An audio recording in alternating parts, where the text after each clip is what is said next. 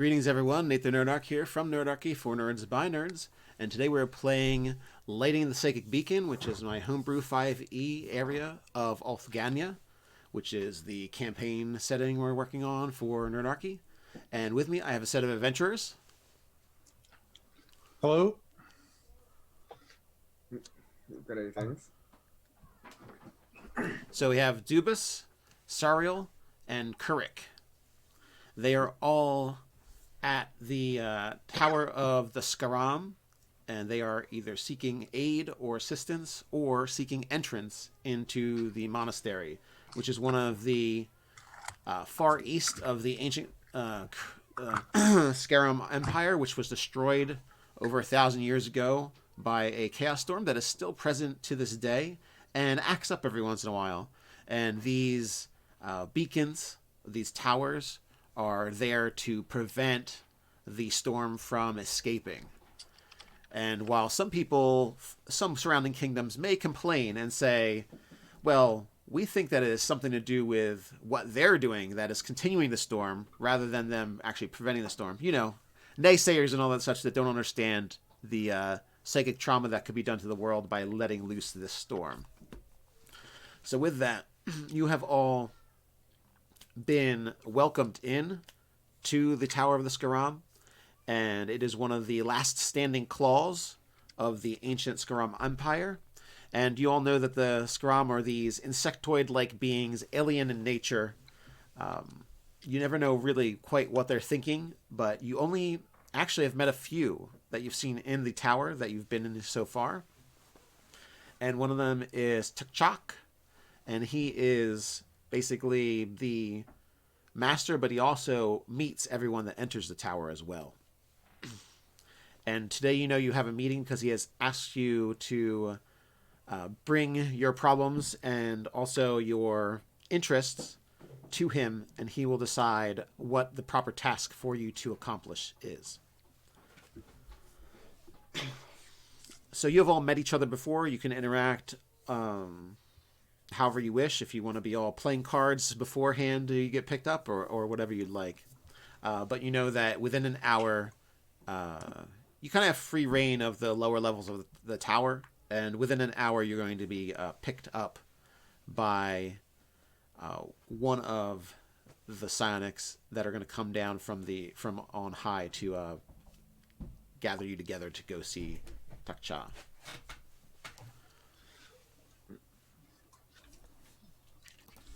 So our character classes. I'm playing Dubus Alderbottom, Forest Gnome Psionicist. I am playing Sario Fenrir. He is a wood elf monk, but with a bit of draconic bloodline from the Sorcerers class. I'm playing Kirk Van Graff, and I'm tinkering with the Arcane Archer. All right. We'll see how that goes. I haven't seen one of those yet.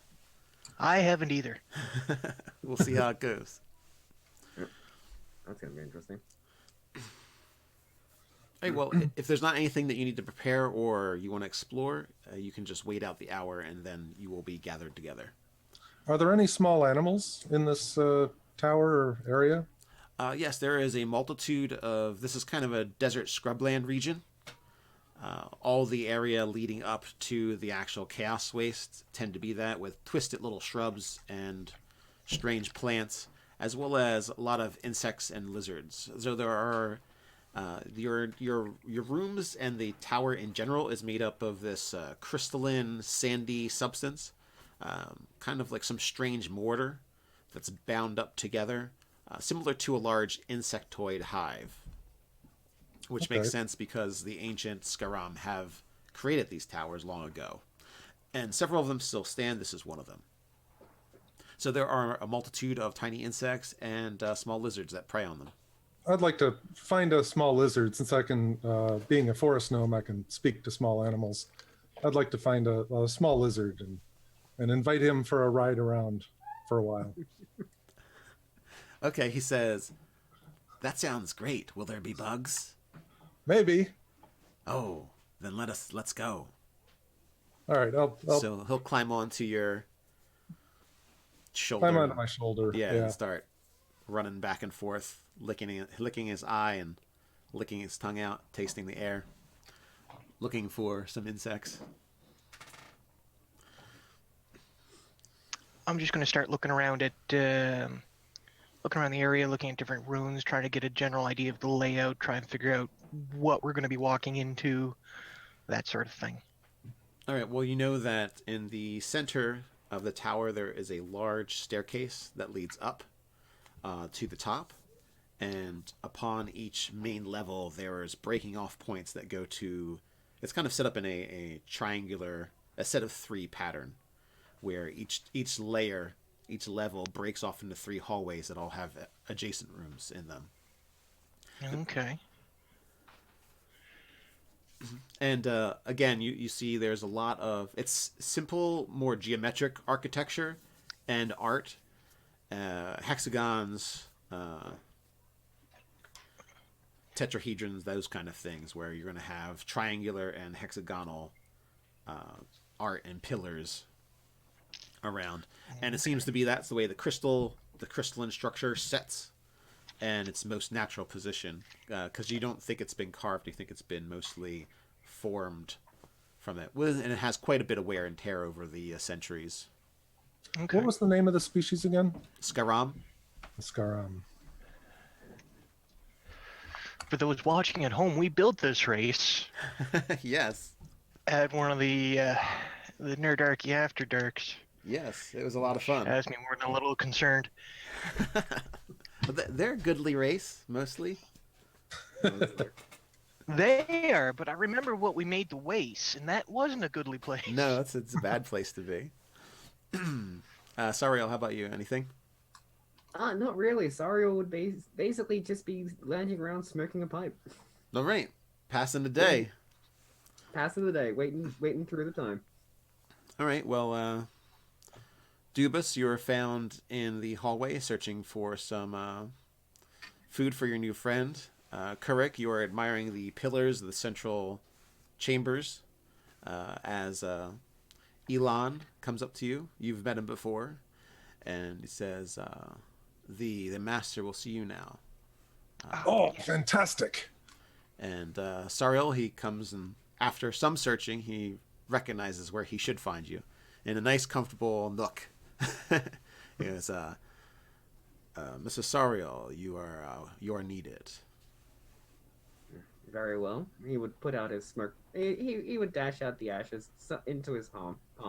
Okay. And just wander on off. All right. Wander on. Elon is a very tall, muscular, but not bulky. Seems more of a finesse type of person rather than a brute strength.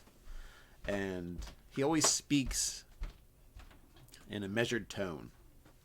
I don't think you've ever seen him, heard him raise his voice, nor seen him act out of sorts or excited. He kind of, some of the newer people kind of joke that he is more of a statuesque person than a living, breathing creature like the rest of us. He takes you up the staircase, and it is a long journey. And as you go up to the different levels, that you see different people, different of races, cultures, dress, all going about their day, heading from one chamber to another, or passing you on the staircase. A lot of the dress here is more for shading yourself from the desert sun or heat, as well as being able to be altered, like large wraps that can be turned into shawls or other types of cloaks and things. Because the weather goes from cold to hot in this region rather quickly, as you've found out as you've gone through. Anybody that wants can have weather gear that's more attuned to this environment, such as packs of cloaks, and as well as things that are going to shade you from the sun, like hoods and things. Okay. As you head up to the top, you notice several people are running by you, and you recognize them as an intermediate and kind of what you'd say if the mental arts were a craft, they would be journeymen attempting to attain master. And they are, in their non-accustomed way, they're running past you very excitedly to get to the top of the tower. Elan looks quizzically, but does not increase his pace as he is walking up there. I'm very satisfied with this pace, being heavy set. Yes, it is an exercise, that is for sure. And you do notice that in the center pillar, there's like a triangular section cut out of it that goes all the way down. And at different points, there are these railing pieces that are movable. And one of the things you notice is that there's a stack up top that is actually shifting up magically as if it is levitating further ahead. And you can imagine that you've seen every once in a while that go and move around, but it is something that is more of a, what is that called? A benefit, a perk of being a higher level initiate and other things. And since you are guests / seeking admittance, you're not privy to having that access. We don't get the VIP elevator. Yes. I look longingly at the elevator. Yes. It would lighten the weight on anyone who's out of shape's heart at this point. So as you reach the top, you do hear a bunch of commotion, and anyone with psychic ability feels a pressure and kind of a pulling and pushing in your mind, as if you've like a sinus pressure, but higher up in the temples, pushing back and forth, like waves going in and out, smashing against your mind. Elan, what is that pressure that I'm feeling? When you feel that pressure, you can see Elan touch his head as well, and he then begins to move faster and says, "This way, quickly." And he picks up the pace and starts heading towards the the top of the tower, one of the main stretches of the top of the tower.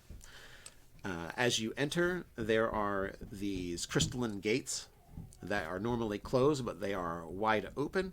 And inside you see a dozen or so different practitioners, all facing away from you, bent with their attention bent towards this object up on a pillar. The object is a large crystalline sphere, about the size of your head, but it is spherical in shape, almost as if it is the shape of an eye. And there is a whole bunch of purple greenish light moving throughout it, chaotically moving back and forth. And ever so often the light passes the barrier of that sphere, coming in and out of it. And you can kind of feel the tension of that psychic wave back and forth pressing you. And as everyone is closer, even those without psychic gifts feel that pressure increasing. And you can see that all of the participants facing the sphere some of them are struggling and holding up their hands as if to steady themselves against the motion. And amongst them you see a very large figure with sweeping robes that do not cover up all of its form. It has two very large hulking carapace arms that end in rough talons, as well as a smaller set of arms underneath that look to be more the size of humanoid appendages. It is broad of shoulder and has a squat head and sectoid head, and as you approach, it turns towards you. Elan hurriedly comes up to the creature and says, "Master, the people you had asked for have arrived. And he quickly steps back without taking his eyes off the master, but you see the Master Chakcha wave Alan away and point towards the sphere, and Alan turns his attention towards the sphere. The master looks towards you and begins to approach eagerly, without much up and down or side to side motion, almost as if he is sliding towards you. His Master. He gives you a nod. Says, Apprentice. Respectfully, since he's Apprentice higher Dubus. rank. Okay, you're gonna nod respectively. Yeah. All right. Yeah. Sario will also give a polite bow. Greetings to you all. And he pauses to kind of look over his shoulder at the sphere for a moment and then turns back again. It is not what I wish to test most youth by fire, but it seems fire and lightning are necessary. Yeah, you know that he speaks strangely at times, more metaphorically than factually. So any of you more mathematically or logically bound individuals really kind of find it irritating about him. It's like he's more into poetry than telling you what he really wants you to do. Dubus, you know, as an initiate in the strange powers of the multiverse that is the mental powers of psychics, that sometimes your mind gets a little clouded with the possibilities and things that are and aren't and could be, rather than the reality of the things. And Certainly. Takcha is definitely a master of that other strangeness, of the other reality. And you can see that every once in a while he is taking one of his more dexterous hands and pushing against an unseen wall every once in a while, and each time you feel a wave push at you, and he looks as if he's kind of pushing it back while still talking to you. It says, there is a flare up within a twisting in the storm, and we need to set a beacon at a particular area. All of us are quite busy, as he's going back and pushing against the wave again, at controlling it so it does not get out of hand. We need a set of people who are going to go off and swim against the tide, set the beacon in light to control the storm. And he takes his other hand, takes out 3 crystals. There's 3 crystal spheres. They all glow with a very uniform purple light. They don't waver at all. It almost as if reflections of the sun in a purple hue, just on a tiny scale. It resides within them. It says these are tuning crystals, and he drops one. He holds them out. Sario would go to claim one for himself. Each time one of you hold out your hands, he lets one of his fingers open, and one of them plops into your palm. Okay, I'll accept one as well. Okay. I will accept. One does not travel into the wastes lightly. Truth. You speak a great truth. I do not lightly send you out. But, as you can see, my attentions are otherwise bound up. The others tire as I concentrate on speaking to you and holding back the tide of the storm. The other 2 parts of the tower are doing this very similar thing, so many of us are bound up in this control. So I I ask think we you, will accomplish what you ask. yes, I ask you three to go forth. Swim against the tide of the storm. Set the beacon. Do you undertake it? I undertake this task. Sariel? Kurik? We seem to be against the clock, so to speak. I think it's probably best we not tarry here too long. Time is of the essence. Yes, and if you see another eye in your travel, try and claim it as your own, and bring it to me.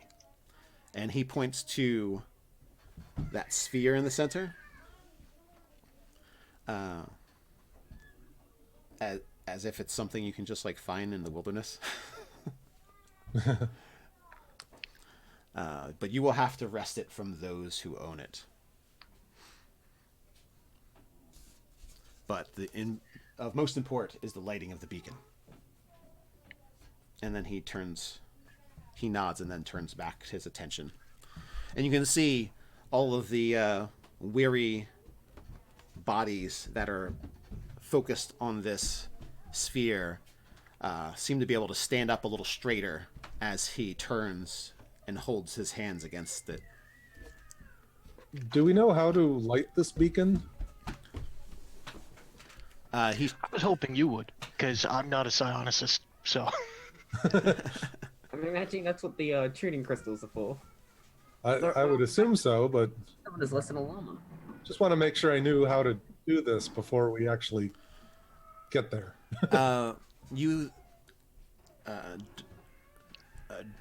Dubas, Kurik, and Sariel, you all get images of the 3 tuning crystals, one in each person's hand, touching this crystalline beacon, this triangular crystal pillar, on each point, on each side of like each crease of the corner of the crystal. So that's all you get as an explanation. All right. I rub my head at that. I hate when you do that. Why can't people just use books anymore? Well, I would suggest we get going. If I stay here much longer, I'm afraid my mind might explode. This is rather painful. That's because you don't drink enough. You could be right. Let us make haste. Oh, and Alon comes up to you, and he shows you to the triangular pad that you have not been able to use, and he just kind of basically opens the gate for it and ushers you through. I asked my small lizard if his head hurts. He just looks at you and, yeah, I'm hungry, that's why. That must be why. It's a bit dizzy up here, it's tall. You move too much for a rock.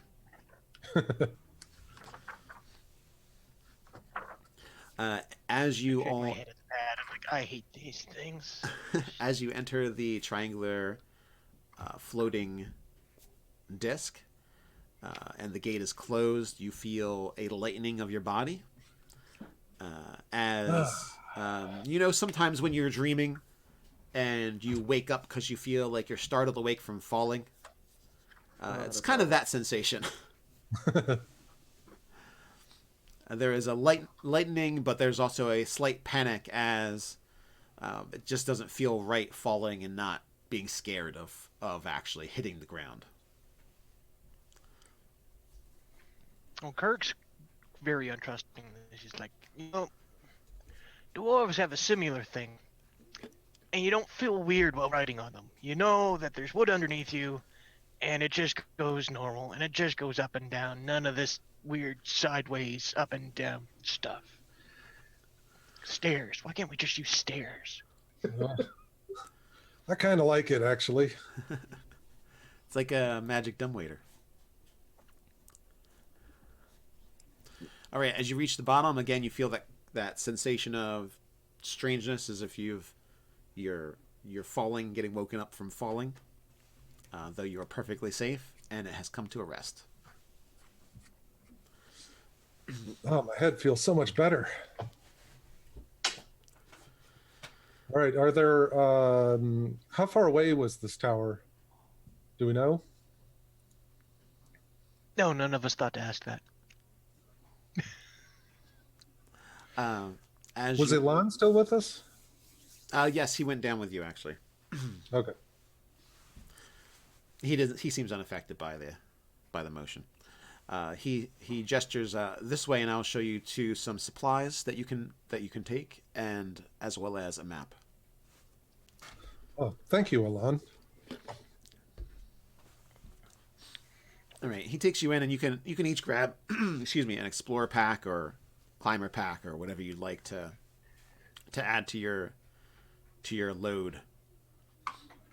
There's several things just ready to go out, basically, for anybody traveling into the wastes.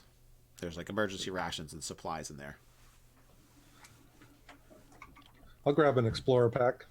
All Grab right. an explorer pack as well. Okay. Okay.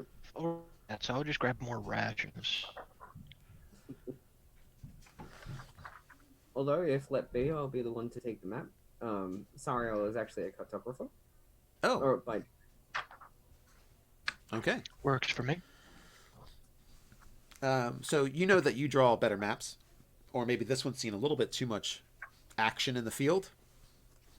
There are some places that have tears or cuts, but for the most part, this is a good map showing you several landmarks heading towards the west, towards the storms, and you see there are some markings upon it in not a heavy hand, but basically there it shows kind of the region the storm is known to be now. So to the directly west, there is a small ruins that has an old riverbed running by it, and you want to take the northwest of that riverbed, follow it, that dried riverbed, and follow it up northwest to an area that's going to be one of the beacons. And they just tasked you with lighting one of the beacons. Yep. Okay. But Alon says, be wary. There are still many strange creatures in the waste. We lately, because of this issue, we have not been able to send out warders to take care of them. So be mindful as you go forth to watch out for aberrant creatures, as well as any natural beings still alive in the wastes. I just look at you. So, if something weird happens and say somebody grows a third arm or a fourth eye or something, have you guys found a way to fix that? He says, yes.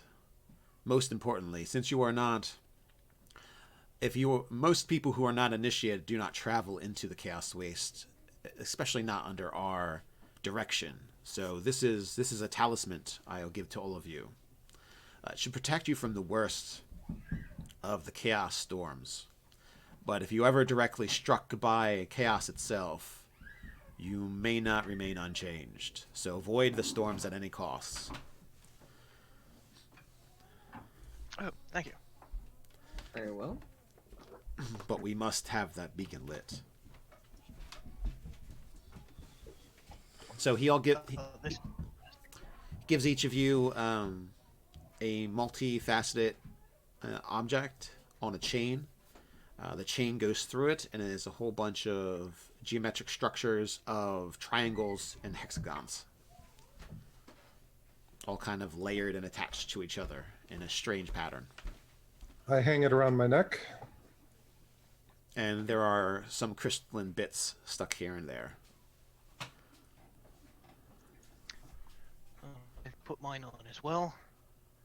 Just become Sorry, it's all not something you might do as well, today. but still examining it. Okay.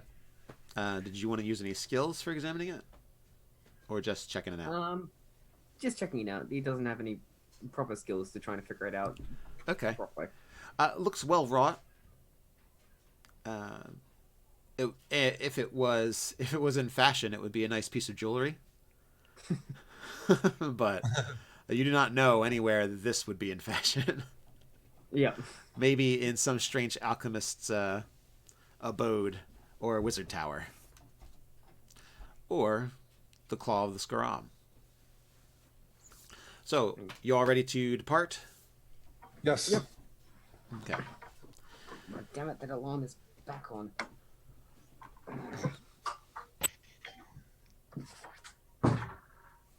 What was Sario's class again? I'm had a hard time hearing him. I think he's a bit of sorcerer. I don't recall now. We'll just have to ask him when he gets back. I know he's a cartographer.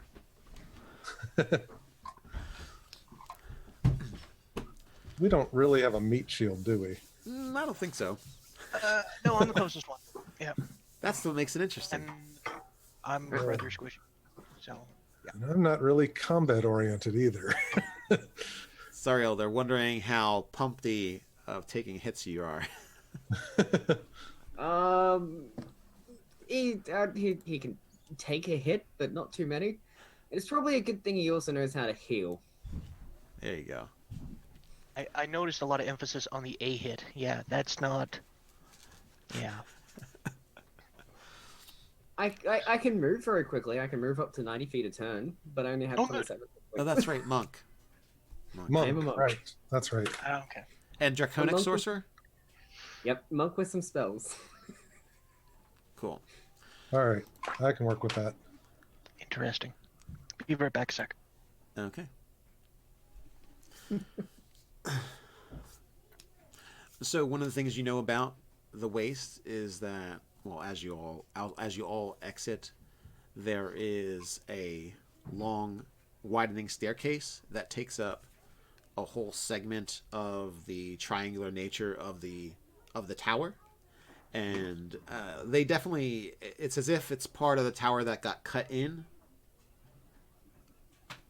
to lead up to that one main door. And you know that there is also areas for pack animals further away from the storms, kind of in like a sub basement of underneath the stairs for kind of the lodging of stable animals and other things. The wind is whipping up, and it is morning. Well, it's heading towards noon. It is not as hot as it is in some parts of the waste, but again, that is the nature of the waste. Sometimes it is too hot, and sometimes it is too cold for regular, comfortable living conditions. As you head down the stairwell, you can see off in the distance to the east the beginning of the wild forest of the elves, which is a nomadic people that when the tower fails and some aberrant creatures get by, the wild elves are very dedicated to eradicating them and hunting them down.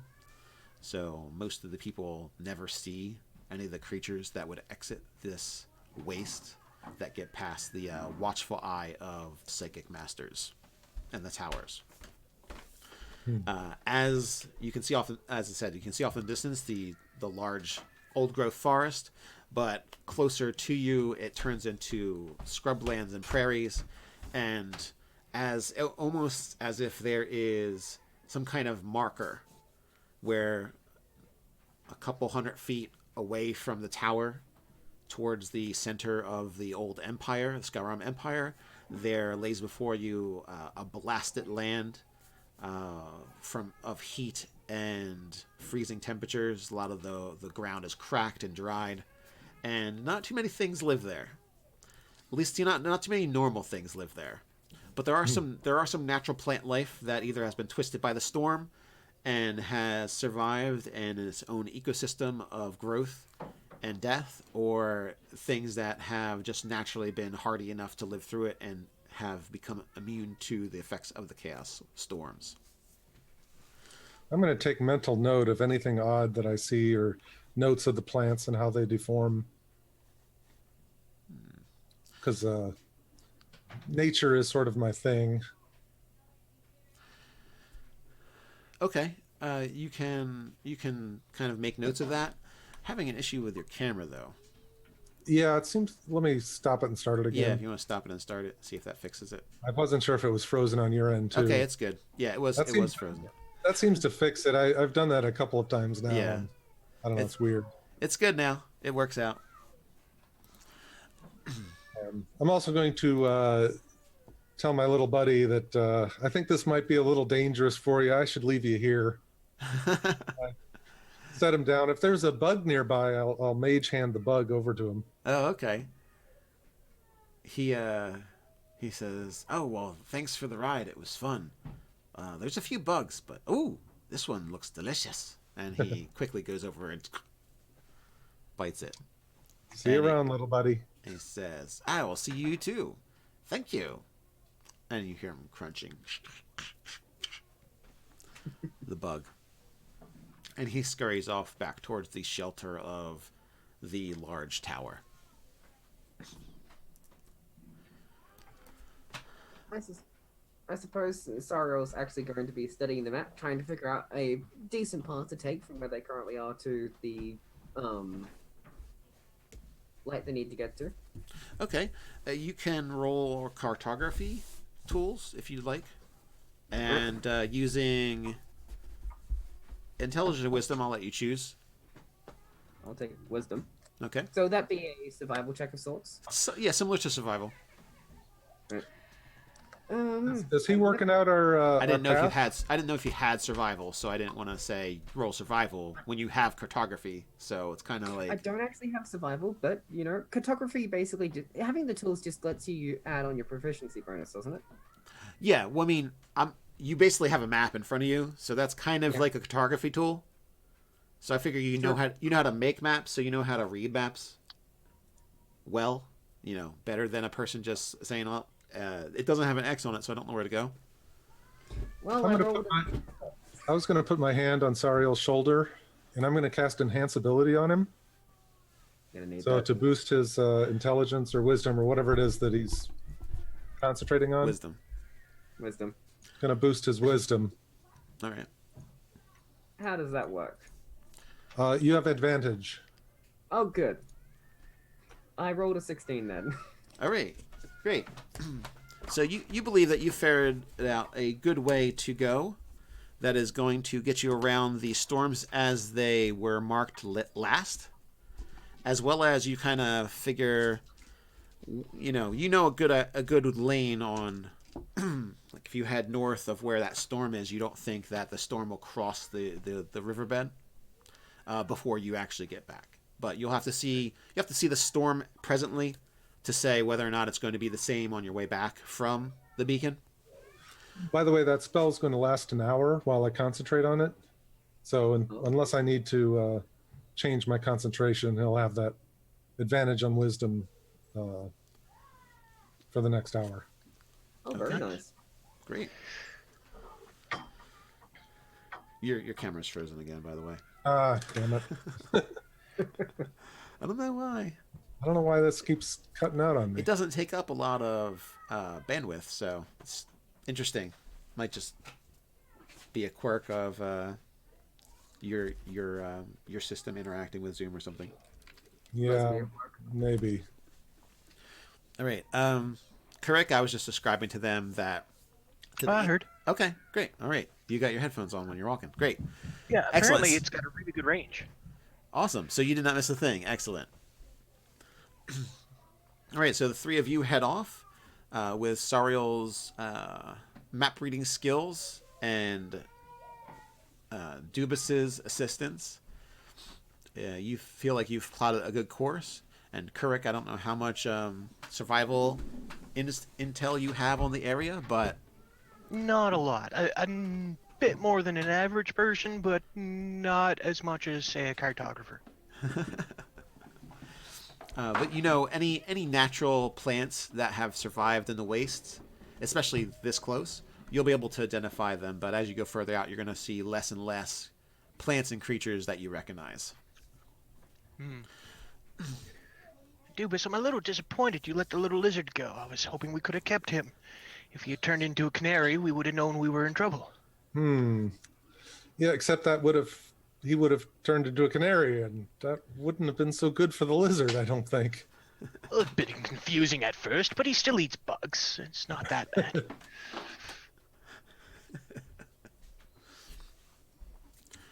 I just worry for the little guy. Maybe if we find another one, I'll find it. Maybe one that's already mutated. We'll see if I can pick him up and maybe unmutate him. Preferably one that doesn't have a bunch of eyes that are big, pointy teeth. That would be preferable. Or doesn't grow big, pointy teeth Yeah, while sitting on one of our shoulders. Yeah. Or have two heads and a stinger or something. Well, this trip is going to be an absolute delight and treat, it seems. Oh, yes, yeah. If you don't drink now, you will by the end of it. Speaking of which, did you bring your libations? Oh, yes. Offer a flask to Dubus. I'll take a small swig. I don't want to drink too much right now. I need my mental faculties. I, on the other hand, have no need of mine whatsoever. As you head forward, it has been about an hour or so of travel, and the wind is beginning to whip up, and you can see towards the south that there is a bit of a storm approaching, but it looks like it's kind of churning on itself right now. It doesn't look like it's the clouds are not headed towards you at this point. So unless the wind changes direction, you should be fine for most of the journey. The storm will stay to the south, and you will have no issues with getting to the beacon and back. One thing you have noticed is that as you've gone along, there has been some strange plants showing up. Everything from glowing lily flowers to things that you would think normally wouldn't have thorns, like little vines and things, but they, as you get closer to them, they tend to have a flicker to the edges of them, as if reminds you kind of a snake trying to strike. But these are quite large, and you are easily avoid them unless you'd like to investigate. I will Not keep those ones. But the glowing lily ones are a bit of interest. I'd like to try and do a survival to try and harvest some of them. Okay. Nope. Okay. That's a 6. As you try to take a few of them off, you notice that each time there's a fragile part of the plant that crumples rather easily, and with that, when it cracks, the glow disappears. What did you end up rolling? 6 total. Okay, yeah. Yeah. So Rolled a 4 plus 2. You broke the 3 of them that you saw rather than get harvested any of them. Yeah, Kirk tries to pluck them very gently. He's like, and careful, and damn it, and then damn it, and no, I guess they're too fragile. Yeah. Not today. Maybe you'll find some more before the end of your trip. And they would be a great thing to study. Anything because of the changing nature of the chaos waste, there are the long-standing experts in the field of studying the area tend to have to go out in the field a lot to find the new things and the things that change over time. And it's been another 2 hours. You did not see any more lilies. You did see a few more of those thorny snake vines, and easily avoided the bushes of them. And as you head up to the ruins, There is what looks to be the ends of broken bridge that cross the expanse of the now dry riverbed, and while the storm is still to the south, there is a vicious wind whipping through the area. Most likely the lack of trees and the wind-swept landscape is adding to a bit, and it looks as if a dust storm from the north is pushing down and actually displacing the chaos storm. But this looks like to be a just simple dust storm. As far as any of you know, the chaos storms have a eerie quality to them that set them apart. They have a queer nature that you just know this is not normal. And this seems like just a nasty bit of sand being blasted around. But I suppose Sorrow would actually protect the map, tucking it away in a secure location, and actually wrapping up his head in the cowl to proper help against the dust. all right. Yeah, I'll do the same. There's far too much off-shed crystal and stuff just in the sand alone for me to even want to be in a dust storm. Yeah, as well. Wrap up, shield my eyes from the sand. Yes, and one of the things anyone that has read histories would have read an account of how some historians say that when they taste the gritty sand, it tastes like they're eating old bugs and things. It's just not regular sand. There's something wrong with it. Yeah. And About how far along are we? Are we near the old temple? you're by the ruins with the dried out stream bed that you know is kind of the marker for turning from west to northwest. Sariel, you recall this is the point at which you would follow the riverbed northwest towards the beacon. But by the same tokens, would the ruins themselves offer any sort of coverage from the current brewing sandstorm? Or dust storm, rather? Yes, they would. Yep.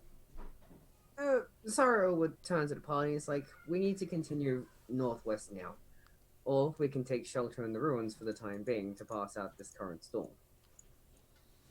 How bad does the storm look? Like, are we getting into like full-blown Scorpion King like sandstorm, or is this just going to be a mild irritation? Sandstorms. I don't know if sandstorms are ever a mild irritation.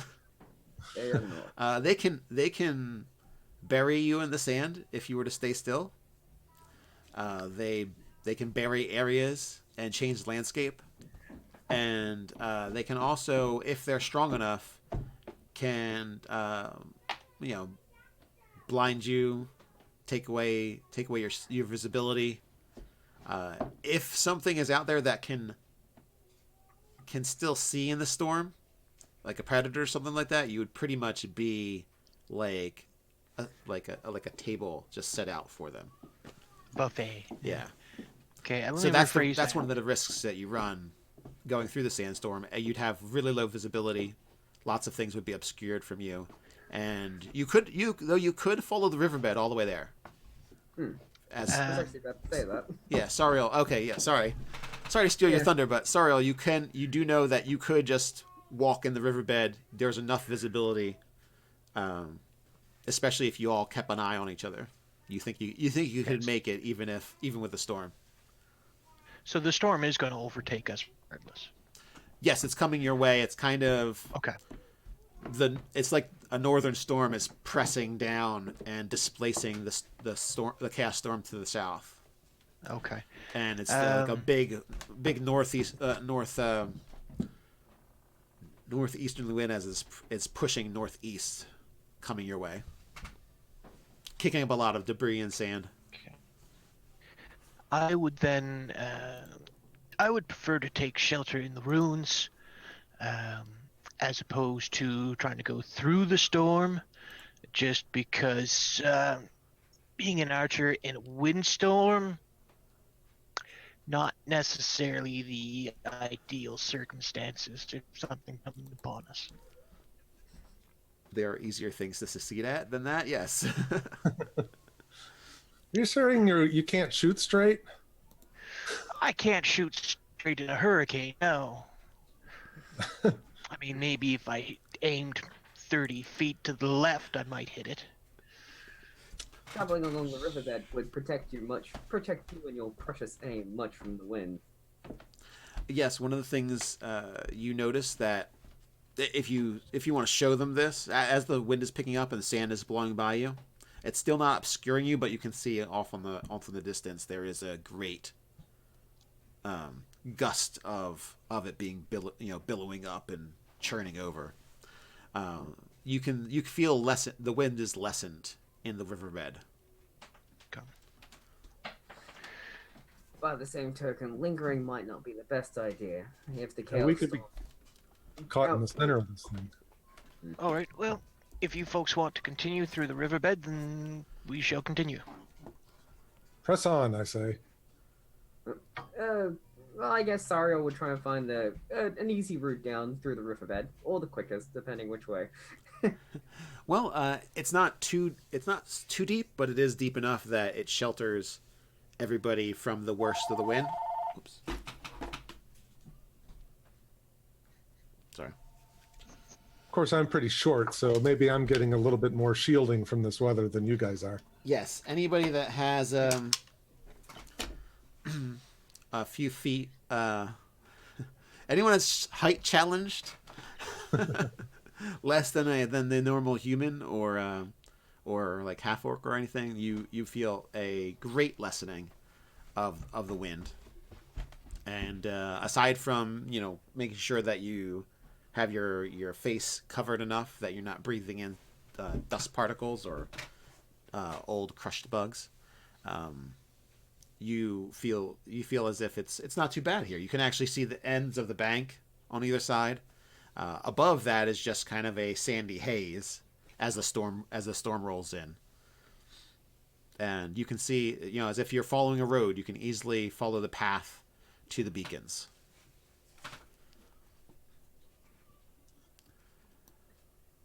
I suppose Sario would walk with his quarterstaff drawn, but keeping an eye out for anything that may have made harm to the safety of the riverbed.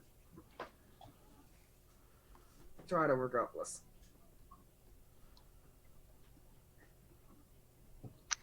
I continue on keeping an eye out, but I'm a bit taller than I like to be in this circumstance, so I'm also trying to keep low.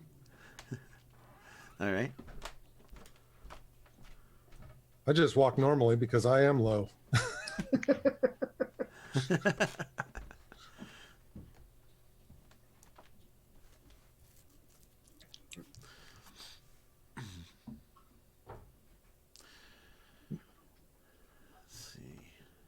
Would the monk benefit from mage armor?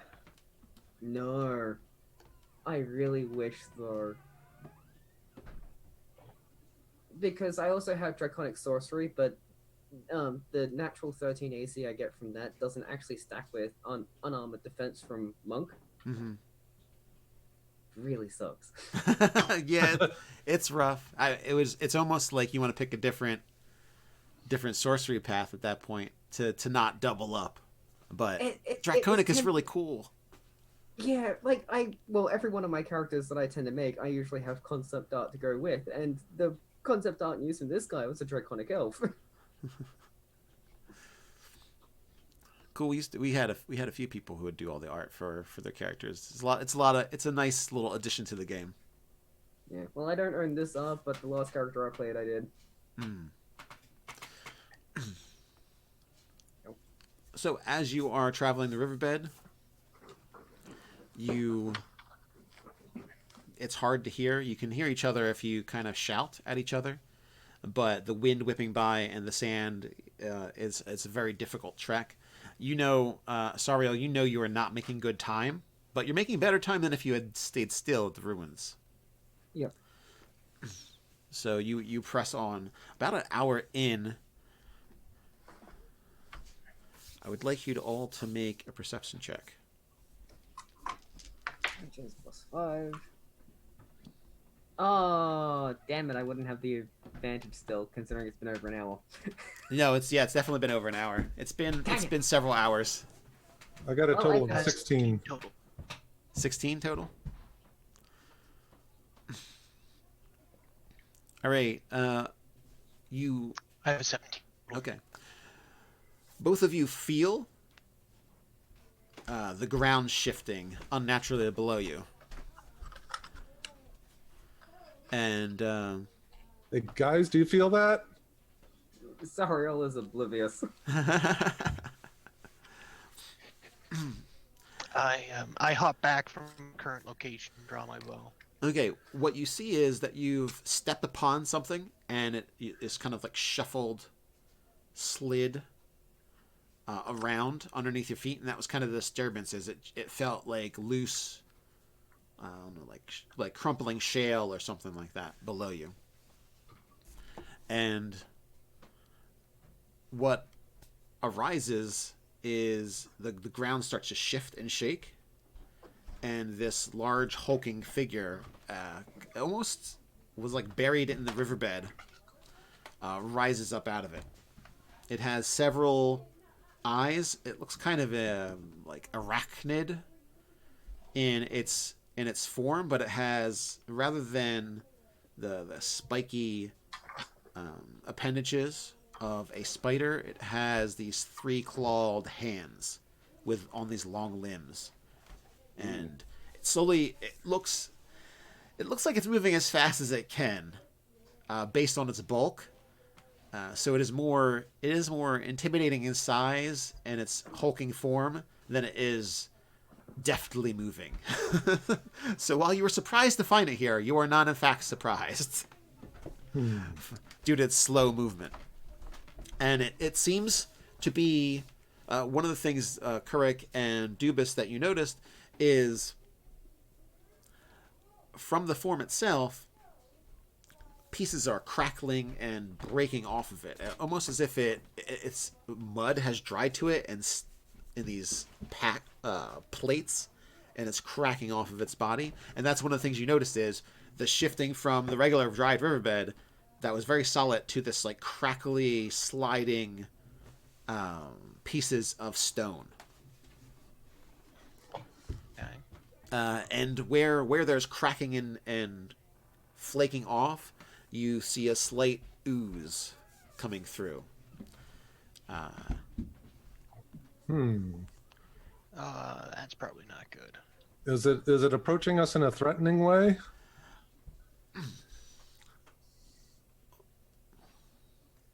As it comes up on all of 8 of its limbs, it kind of has like a central body mass to it, and it starts to slowly turn around, and you could see the eyes on top of its head, but its actual front was facing away from you. So as it turned around, you can see that it has some kind of tentacled, clawed, kind of like limbs upon its face, as well as these multi digitate limbs that's actually allowing it to move around. And each time that it steps, it's kind of keeping its balance back and forth on all of these 8 limbs. It looks a bit wobbly, as if it's never gotten used to its current form from whatever it was. It looks to be like it could eat you. Like, Sariel's definitely a bite-sized creature to it. Kirk would probably have to be a couple bites based on the size of its maw, and it had a rock in its mouth, and it kind of just crinkles it a bit and then drops it, and you see it flail out its tendrils on its face, and it has sets of kind of like sharpened protrusions, look similar to teeth, but more like a multitude of like beaks, bird beaks or something, rather than teeth, as the interior of its maw. And you can smell its breath, and it has this weird, like, musky odor to it. And this thing is really large. Yes, it's large. Bordering on huge. I don't particularly know what you want to do, Dubis, but I'd rather shoot it. You might piss it off. It's lumbering towards us, right? You see it, I don't think it was expecting a sandstorm. You can see it kind of like hunch parts of its limbs, and two of its limbs come up to kind of shade, kind of shelter its head and eyes from what's going on. But it can see you because of the lessened, just obscured nature of the storm within the riverbed. And behind it, where it has stood up, you can see basically like an outline of this creature in the ground as it's broken up this piece of riverbed. It looks hostile, as if it may eat one of you as it focuses many of its eyes upon you, Kurik. It begins to move forward. Yeah, I do believe it thinks this riverbed is a drive-through. I don't think it wants to chat. All right.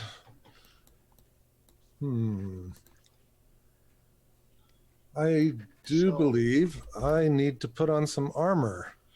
I do believe I need to shoot it.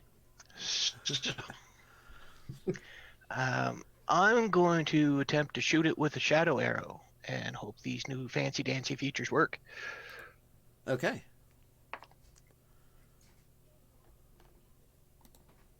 14 hit it?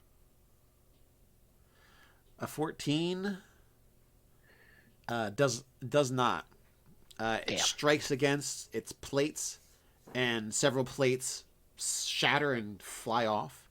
But it seems that the arrow went with those plates off into the distance. Yeah. Well, how close is Sariel to the creature currently? I'm going to generously say that as this ground shifted, and you just kind of like stepped back, you all kind of stepped back a good 10, 15 feet as this thing kept coming out of the ground. You're all adventurers enough that you don't stare slack-jawed as something terrible comes into the view. So I'm going to say you're 15, 20 feet away from it. I peer at the other two that don't look quite as durable and go move back further. And Sariel would twirl his quarterstaff, but shoot off a firebolt at the creature. All right. So you whip your staff around and launch a firebolt at it? I do terribly. I apparently don't know how to aim. Or see, for that matter. must be sand. Must be bug carapace in your eye. Definitely the reasoning. maybe you can just cook it into the mud and trap it in porcelain or something.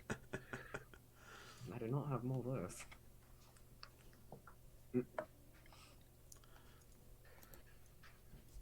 So that leaves our little... All right.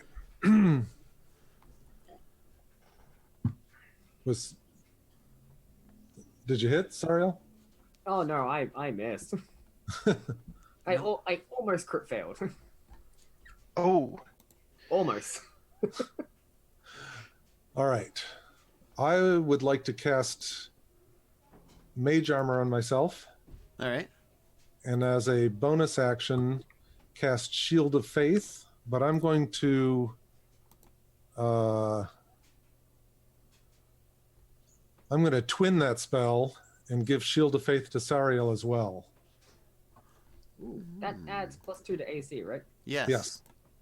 Nice. Good call. That's what, 2, 4, 5.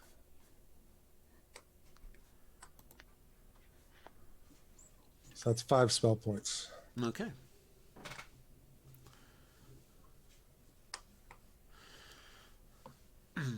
Okay, wait, so you twinned Shield of Faith? I twinned Shield of Faith. And what else did you do? I cast Mage Armor on myself.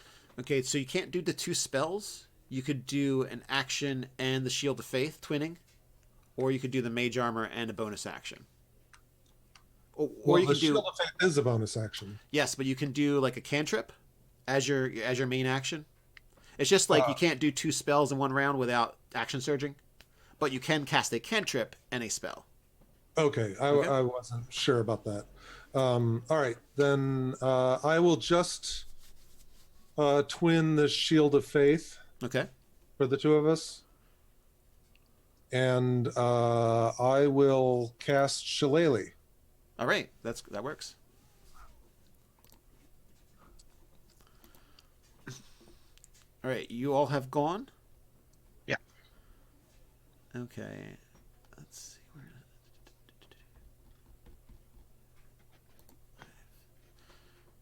Sorry, just bear with me. And I back up a bit. Okay. Good plan. All right, the creature. Kurik, you shot at it, so it is interested in moving towards you. Sariel, you shot at it, so it's going to come up to Sariel and kind of just all of its awkward, large limbs. It seems like it wants to go to Kurik, but it kind of stops by Sariel and slaps you with several of its limbs as if it's trying to pat you into the ground. Like, you swat at a bug or something. Yep. And let's see. 14.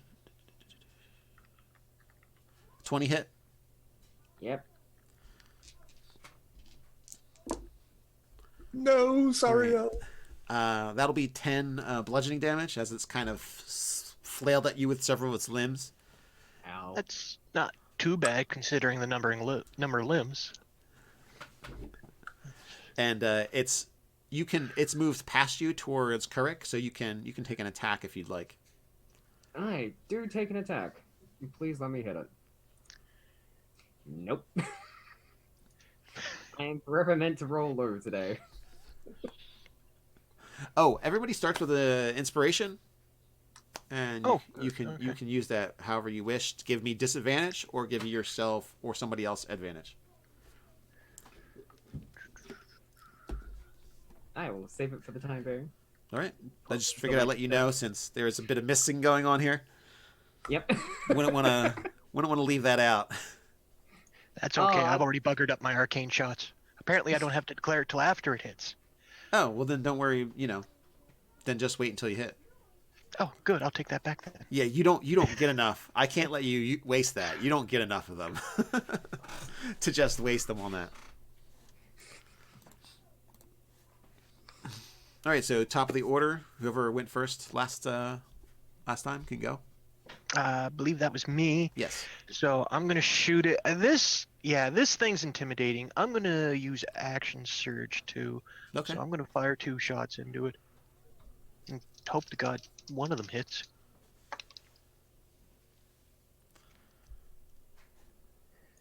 Uh, 15 and a 22. A 22 hits. A 15 misses. Okay. I will use my arcane shot on the 22 then, add some additional damage in there. And he has to make a wisdom save DC 12 for Shadow Arrow. Oh yeah, he failed that. Oh, good. So, Shadow Arrow. I really do hate the layout of D&D Beyond. Where is it here? On a failed save, the creature is unable to see anything farther than 5 feet away until the start of your next turn. Really? So Yeah. he can basically... Huh. Okay. And he also takes 14 damage. Wow. Okay. Psychic damage as well, if that matters. Okay, it's 14 psychic? No, 3 of it is from or 5 of it's from the arrow, Okay. and then the remainder is psychic. Okay. Just in case he has some sort of psychic resistance or something. Well, thank you for letting me know. Many of the things in the wastes have a bit of a buffer when it comes to psychic attacks. Nice. But it does look like it has lost sight of everybody. It's kind of Oh, good. And I will move back. swatting around it and trying to get whatever it thinks is on its eyes off. All right, you move back further. Sario would, if you're done with your turn. Yeah, he's moved back. He's good. Sario would flake around behind the creature, attempting to strike it from there, hopefully having better luck. So, first attack being... Before you do that, just to clarify, once you're within 5 feet of it, it knows where you are. Yeah. Yeah. I Just get so that. you don't walk in and get smacked. I'm already gonna get smacked. Fair enough. Okay, so Sario would walk on in, and I finally get a decent roll, so 14 plus... Was it 5? Yeah. That hits. Yeah, 14, yeah, 19. 19 on the hit. All right. That's... Is that with your staff? Yeah, that was with the quarterstaff. D6 plus 3, so 9 damage from that. Then as I'm going to spend a single key point to do Flurry of Blows. 2 more attacks. Does a 15 hit? No, it does not. Flurry of Blows is just 2 attacks. Crit failed 1, so that was yay. I think I'll roll that one. I'll use the inspiration to roll that with the advantage. Sure. Yeah.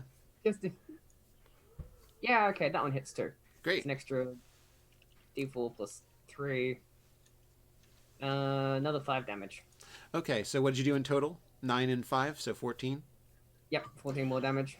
All right, so as you strike with your quarterstaff, you notice that a tremendous amount of the plates crack and shatter, pieces flying are all over the place. And when you punch it, you feel that though what you struck is hard, many pieces break off around it. And the beast howls at your strikes as your hand comes away a little wet from busting through the plates on its body. Sario would shake his hand from that feeling. Ew. Yeah, it's like... Is it like more of like a ichor, or is it more watery based? You know, like if you scrape your skin and it's got that tackiness to it before it scabs up, it's like that. Yep. Ew. So it's like you just smacked a big scraped piece of skin, basically, with a punch. And it's also bits of it are like sticking the crystal plate pieces onto your staff as well. Like little tiny shards have stuck to it. So you significantly damaged it from those strikes. As a lot of the area that's been cracked off weeps and oozes. Dubas. All right. I am going to quicken Mage Armor on myself. So cast it as a bonus action. And then I'm going to run up to it and whack it with my shillelagh. All right. Excellent. 17. That will hit. That'll hit. All right. 11 points of damage. Okay, as you strike it with the shillelagh, you crack it on one of its arms, and wherever you struck, pieces of the brittle carapace fly off and shatter and scatter around. And again, you draw it back, and it has this matted kind of stickiness to it. Not like glue, but more of that kind of mucusy. Yeah. And it howls, and it grabs one of its arms and holds it close to it, where you struck it. It, seeing both now being aware of Dubas and Sariel's presence, spins around, slamming you aside, Dubas, hopefully. 16, does that hit? 16 misses, thanks to the armor and the shield. Yeah, so you get... it tries to basically club you with one of its large limbs, and it slams against your psychic armor, and you can see the like crystalline thing appear, separating its strike from you, and it goes on to turn around and is attempting to bite Sariel. Bet a 15 doesn't hit. Nope, I have 18. So it's large. You have the shield as well on you, doesn't it? Yes, he does. Okay, so its large tendrilled face and multi-beak mouth tries to clamp onto you, but the shield gets in the way and it slams into this telekinetic disc in front of you. Now you can hear it howl in frustration and smell more of that musty, strange breath. Kurik is up.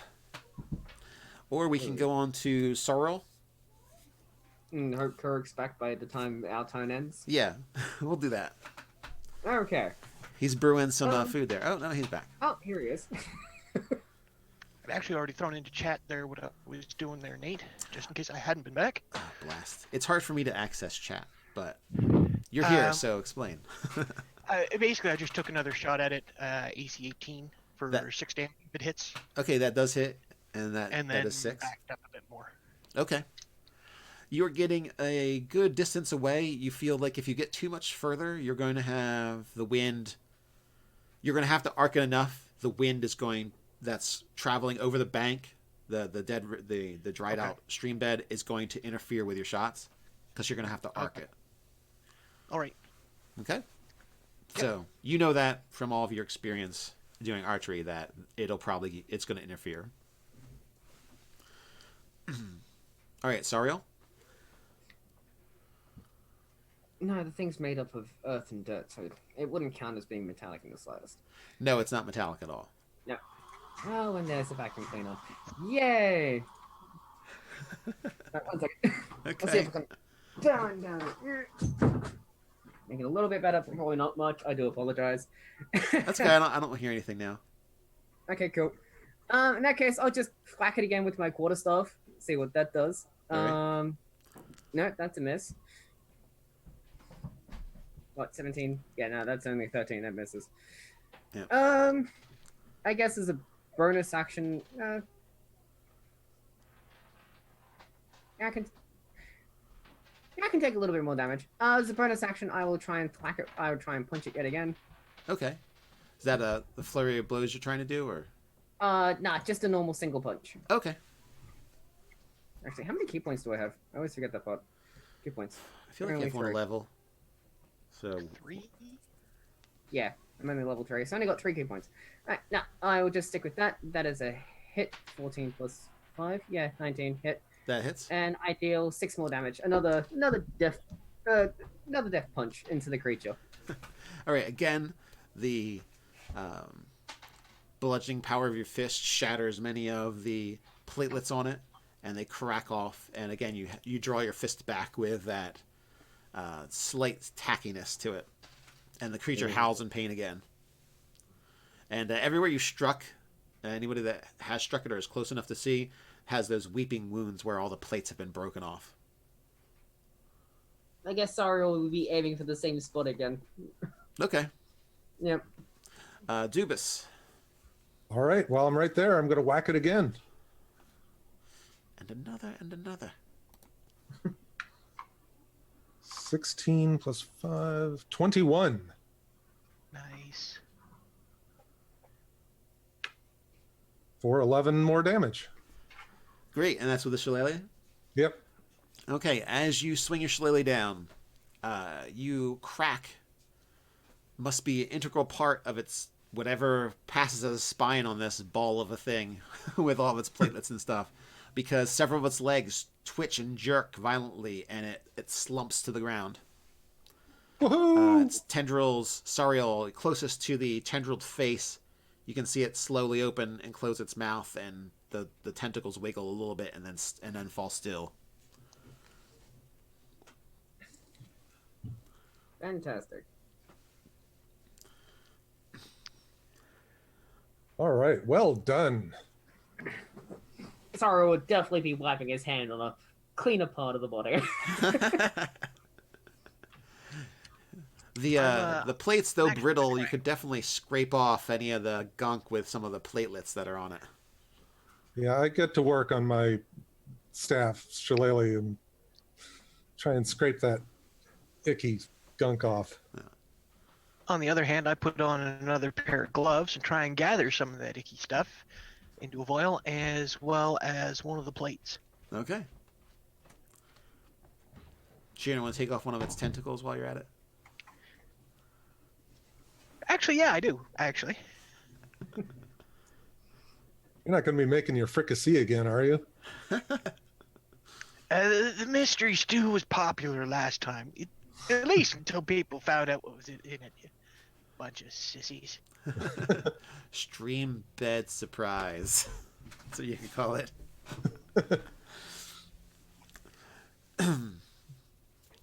All right. Would you like to rest here? Would you like to go on towards the place? The storm is continuing and churning up quite a bit. I'd rather not be out in the open. It'd be best to As continue. much as much as I'd like a short rest, I'd rather not rest at the scene of a combat. Okay. Especially with one storm bearing down on us, another storm that could easily swoop up behind us. Yeah, I'd rather not get turned into whatever that was. Yeah. Yeah. Dubis, as you are moving forward with the rest of the group, you sense something as you, behind you.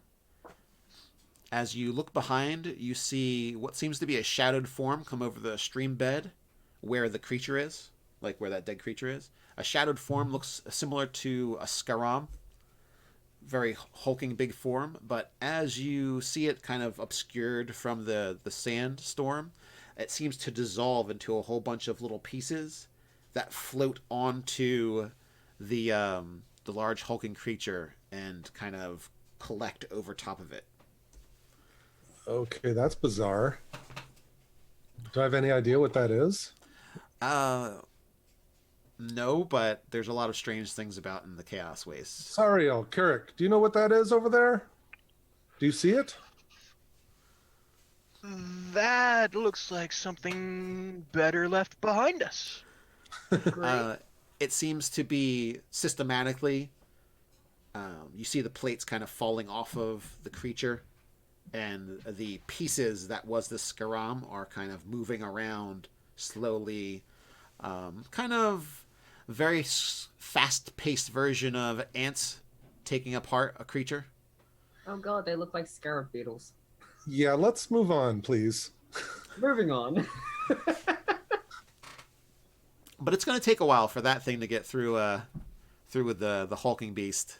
I'd rather not be caught up in its enthusiasm. Okay, I know how to make. I know how to part small critters and creatures. Thunder wave. And every once in a while, you'll see, as you're departing, you'll see like the form of one of the limbs of the things reconstitute themselves into like one of the insectoid limbs and take off a piece, and kind of crawling along in. It's like a amorphous swarm of what used to be a Skaram, and also all these little tiny things. Alright, well, I guess while we're moving, I'm going to use Healing Hands on myself just to restore the missing 10 hit points. All right. Yep, and that leaves me with 20 left. Great. Dubis, you were untouched, I guess? I am untouched. All right, and Kurik, I think, as well, is untouched. The backpedaling archery style. Keeps you out of a lot of problems. All right. As you move forward, you do not have much issue or problems with the rest of the going through the riverbed. There does not seem to be any more of these hulking arachnoid stompers around, nor is there any other creatures that seem to be pestering you in the stream bed. After about 10 minutes, the shield will drop. That's Okay. as long as I can keep the concentration going. All right. Well, 11 minutes after. 11 minutes! Dang it! So, the rest of the trip to the beacon is uneventful. You have arrived at a large, seems to be a ruined courtyard that spans 100 feet on each side, and the riverbed comes right up to it as kind of one of its edges. And all along the riverbed there is crumbling debris from the what must have been 20 or 30 foot tall wall, but that you could still see even with the fading storm, the obscurant of this fading storm. You could still see the obelisk pointing out through the top there. And you have arrived at the courtyard to the obelisk. How would you like to proceed? All right. The storm has lessened, and you are able to, kick the grid off, flick the grid off of your clothing, blink your eyes one last time, get out all the sand and ground bugs.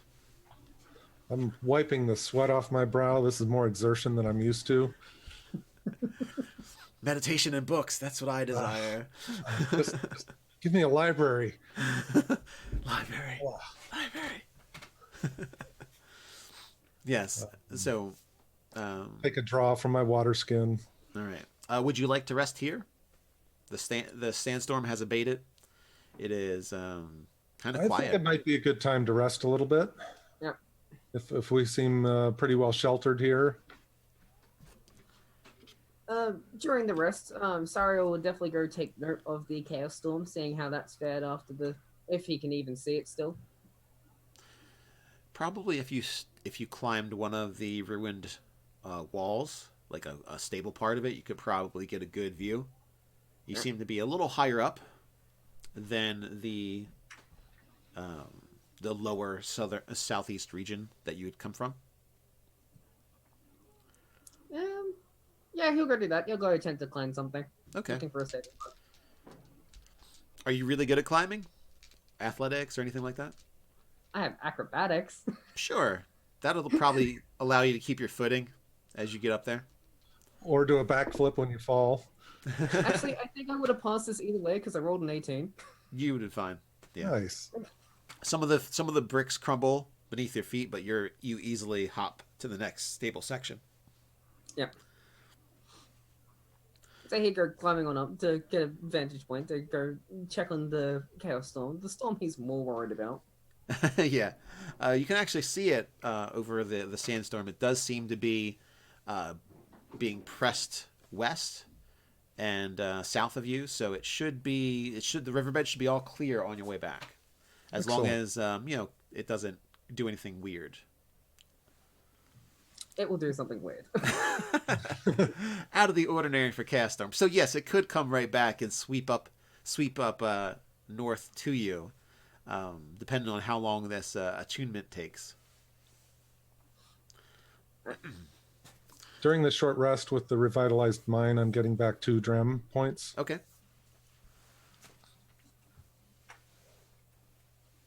So you'll gain that back. And Sariel, do you gain any key points back? I don't remember. I am actually double checking. Yeah, I don't play Monk very often, so. This is my first time playing Monk, and I get back all my key points on a short rest. That is nice. Back up to 3. Okay, and I don't know. I forget Arcane Archer what those do. So we'll just let Kurik take care of that. Whatever happens on a short rest for his arrows. Actually, do I get back any of my healing hands? Is that only long rest? I need to double check that.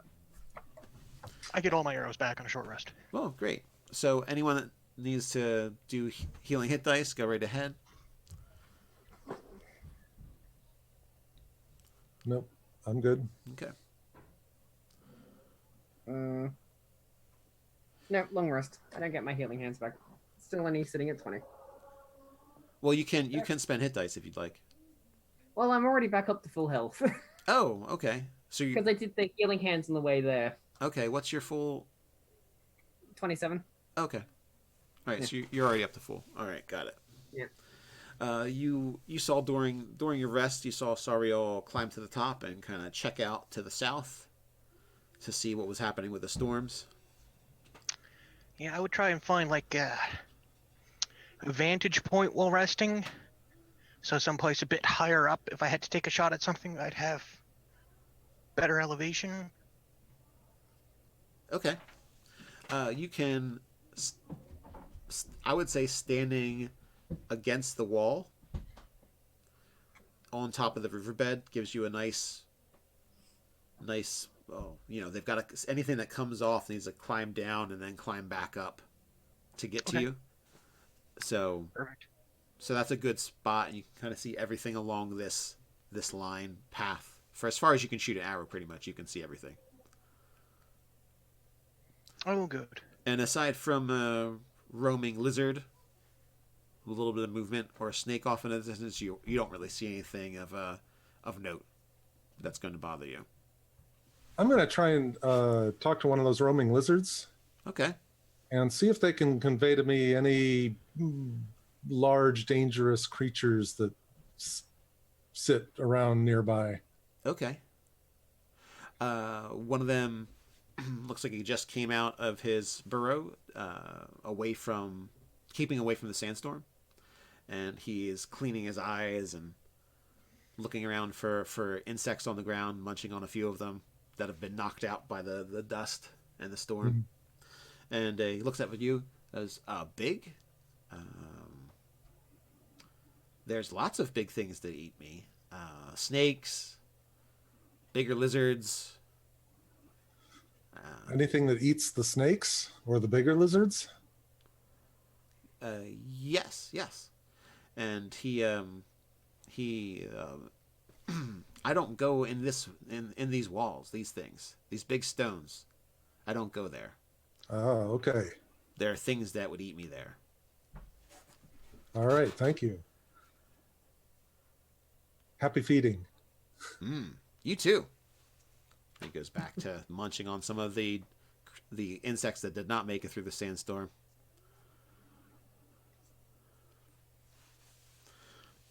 All right.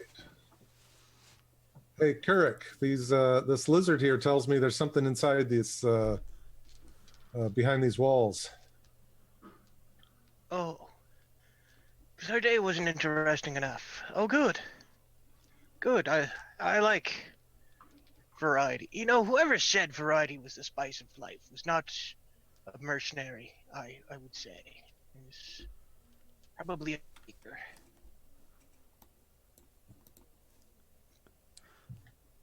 Whoever said variety is the spice of life hasn't fed on your food. Well, I do add a bit of spice to it. I expect once I grind up this plate, it'll replace cardamom. It'll be fantastic. I'm sure.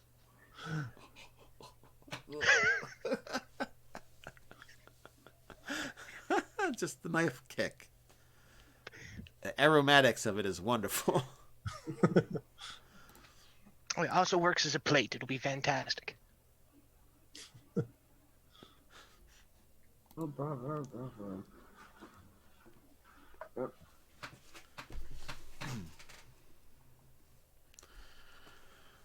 Well, I'm pretty well rested. How about you guys? All right, everyone is ready? Yep. Okay. This side of the wall isn't broken down enough that you can just walk into the courtyard, but you have not explored the other ends. And from the map, Sariel, you noticed that there was a box drawn around the obelisk, and you now recognize that box was these walls. So it just didn't necessarily say how tall the walls were on the on any of the legend key for the map,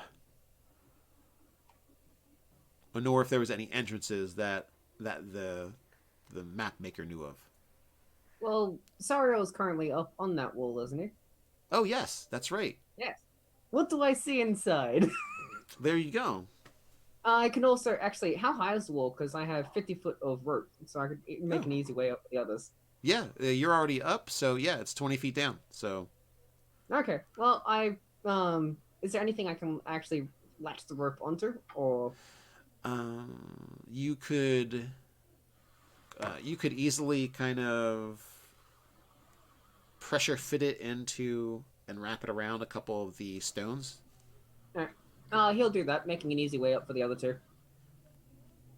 All right. And if Dubus needs it, he'll help pull him up with the rope. I was gonna say, you're gonna ask me to climb? Yes. Okay. So Don't worry. I don't really do climbing very well. I'm giving you an advantage on your climb checks. Oh boy. So if you have athletics, you can use it. If you don't, well then it's going to be a strength roll. Yeah. See if you need some help. That's not good for me. Stay down in case I need to catch Dubus. So advantage? Yeah, advantage. It's still not such a good roll, isn't it? That would be a 10 with advantage. Wow. You can see Sariel and Kurek. Well, Kurek, you're not going to really be able to do much, but Dubus gets about halfway up, and he can see he's either taking a break or decided he doesn't want to go any higher. My arms, I can't pull myself up any further. It's all right. Just picture a sandwich at the top. Not one of mine. Just a good sandwich up at the top. With ale. There's ale there. Yes, you can make it with a bit of struggle, but you can make it all the way. I'm visualizing it in my visualization. My Your techniques. minor illusion actually causes a sandwich to appear above the floating there up above me. I use prestidigitation just to make it look like there's a big picture of ale there at the top, just All right. for when he gets there. With your powers combined, it looks as if there's a full meal awaiting you, Dubus. And I'm trying. You conjure up the strength to get yourself up there. Ugh. A 10 with advantage.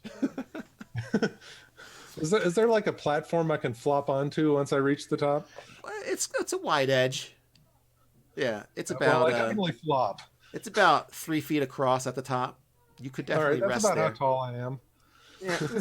Sario would help pull you up that last little bit, and then just let you lay there. Kurek, how did you I do? need another short rest.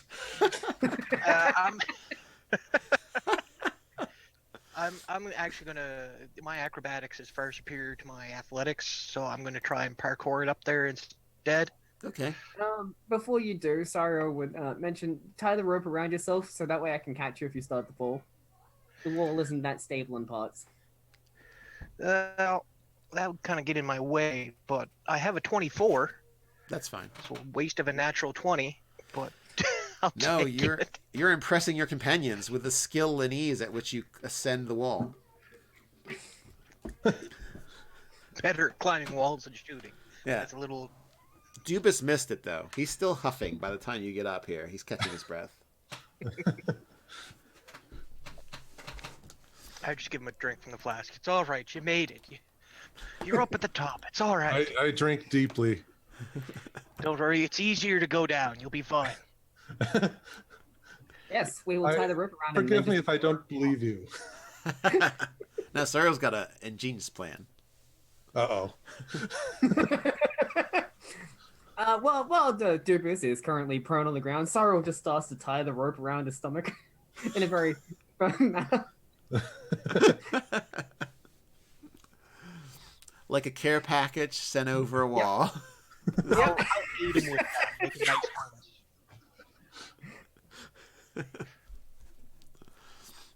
Right. After you almost catch your breath, Dubus, you are shuffled off the wall and slowly lowered. Ah! Too fast! Too fast! It'll be fine, Dubus. It'll be all right. And then I lean over to Sariel. You realize I'm an archer, not a swordsman, right? I'm not. that muscular. Dubis will bounce, Dario's right? neither muscular himself, but he's still managing it apparently just. Yeah. Although I guess as Dubis mentions too fast, he briefly lets go of the rope, just has that moment of brief fall. Kirk just leans over. Sorry, gloves slipped. It's all right. You're fine. You're perfectly. Don't look down. You're fine. I just looked down. Meanwhile, there's not much to do except look up or look down. And you're certainly more worried about down than up. I'll use prestidigitation just to make it look like there's a big thing of pillows down there, just sort of to keep me calm. No, it'll be fine. It'll be look, we've got it covered. It'll be fine. I have mind powers. That's an illusion. But it's a happy one. It is. It is. It is making me happy. You land with a hoof on the ground, I'm happily terrified now.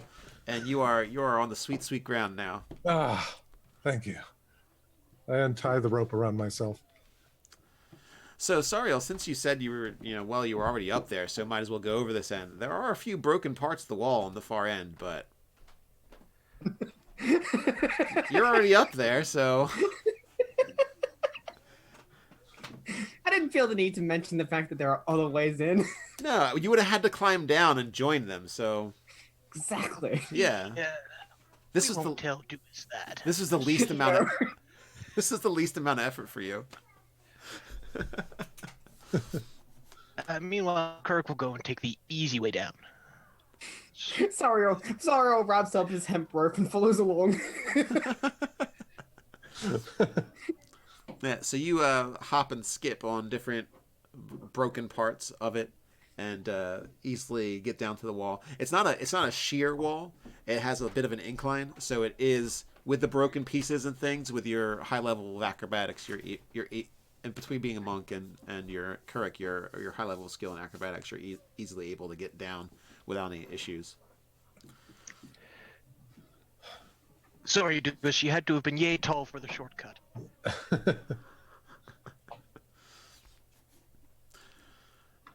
As you gain your bearings and look around, you notice that the courtyard is, like I said, it's about 100 by 100 feet. So it is quite large. The obelisk in the center that is visible outside of the 20-foot wall courtyard, 20-foot wall perimeter of the structure, is easily 40 or 50 feet tall. It looks to be very highly weathered towards the top, but still has a nice point to it. As well as the entirety of the obelisk itself is a fine crystal similar to translucent, but not, you can't see through it all the way. It does have some opacity to it, as the grime and other things that stick to it, as well as the fractures and other things within the crystal. It looks very similar to the makeup of the claw of the Skaram that you have just recently been in. And it has a triangle form to it, to the obelisk itself. All along the flooring, you see bits of debris, bits of bone, but not really any whole big pieces. And you also see a lot of debris, as if something has burrowed or shuffled the dirt around. So it's not a flat expanse for this 100 square feet. Well, this 1,000 or so square feet. I have a bad feeling about this courtyard. Oh no, you said it.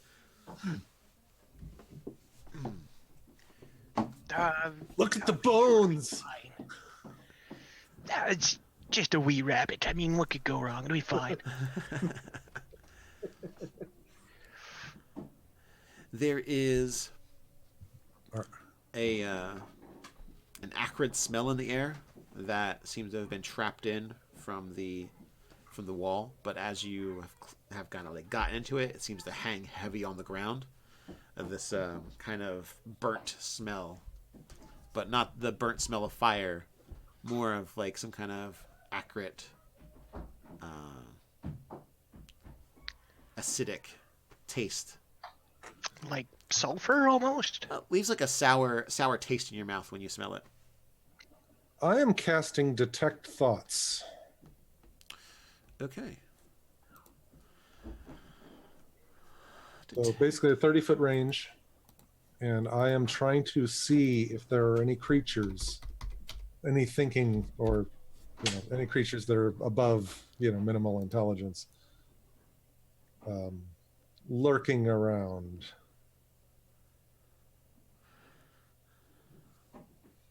All right, you do not detect any thinking creatures within the range of Detect Thoughts, nor with the limitations of Detect Thoughts. Detect Thoughts. I lawyered that sentence. It is stopped by a few inches of metal, 2 feet of rock, and it only goes out 30 feet. Now, you can have that on. It lasts for a minute. Right. So if you'd like, you can keep that on as you walk about, if you are interested in walking about. Right. I'm gonna keep that on, and I'm going to start approaching the obelisk.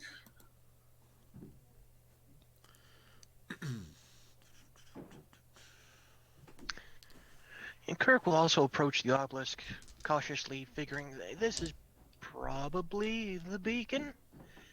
Does this match sort of the thought they planted in our head earlier? Yes, and you see, as you're getting closer to the beacon, there is a pedestal that looks like a dais that you would stand upon, and there are actually these curved little pieces in the stone at each of the creases, like the edge of the triangle. Okay. The triangular figure. Of course, the problem with this spell is that if the creature can't speak any languages, I may not be able to sense it. Oh, okay. Well. Or maybe I just can't read the thoughts of it. You probably can't read the thoughts of it if it doesn't have like sentient creature level thoughts, or like kind of like a consciousness that would be considered human-like, maybe. I feel like trying to read Homer's thoughts.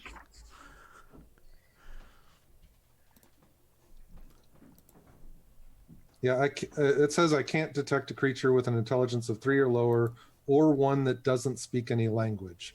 Oh, So, okay. yeah, that's not going to do much good against mutated, tentacly, beastie, crunchy monsters. It might. Depends what they started as. But if there's something smart here that's trying to kill us, well, I might be able to have a forewarning of it. As you look upon and walk through the area towards the obelisk, you see that the sun is hitting the ground just right to show you that there's a lot of crushed crystal, as well as crystalline-looking objects that are in the shape of beetle shell, and carapace. And anyone have survival knowledge nature? I have survival. Okay, Dubis, roll nature. Kurik can roll survival. I have neither. 16. Wait, and we gave you the map? He has cartography. He knows how to read maps really well. Yep. Oh boy. 17.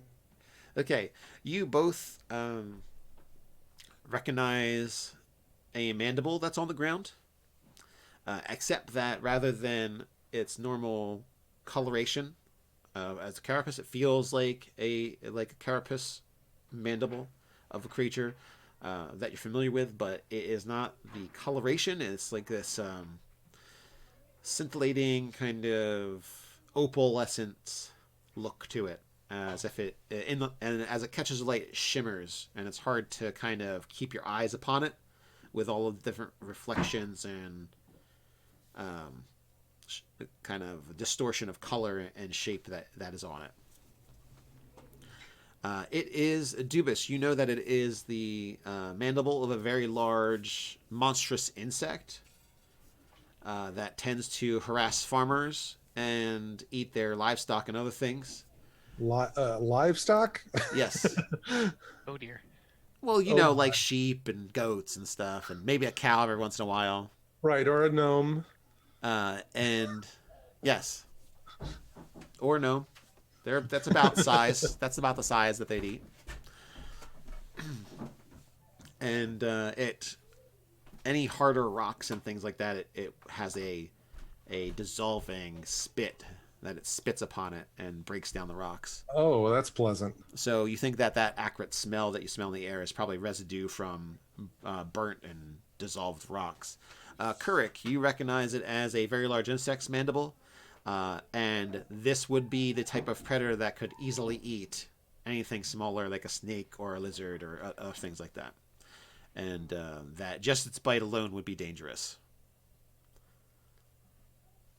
And the mandible is. Do I know what? The mandible is detached, right? Yes, it's been broken. I will put that in my bag. Okay. Do I know what this creature's natural predators are, or anything that this creature doesn't like? Its natural predators. You do not know of any. But Like, does it shy away from anything in particular? Like, what do farmers use to deter these creatures? adventurers normally. Bears will also, be able to handle it. Like a large bear would probably be able to handle it in a fight. So something that. But you also know that as your knowledge nature and your role that you did, insects tend to molt or shed off things as they grow. So Great. So this one's bigger than the mandible that we just found. this could be a deceased one of these things, or it could be the molting casing of whatever it's called, the molted shell. I will assume it's even bigger. Okay. Yay, chaos storms. But you do not It see. only has one head. It does only have one head. Oh, good. Or so you think. Supposedly, in nature, it would have one head. You do not detect any thoughts, nor do you see any of these beings, except for more evidence that one has been killed or molted in this area. And Right. You are at the obelisk. All right, this is the obelisk that we need to hold our crystals up to Yes. activate. Mm-hmm. All right, come on, guys, let's do it quick. I go to take up a position at one of the places. Zara will take up another one.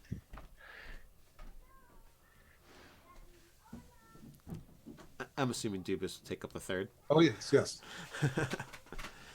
So as you all hold the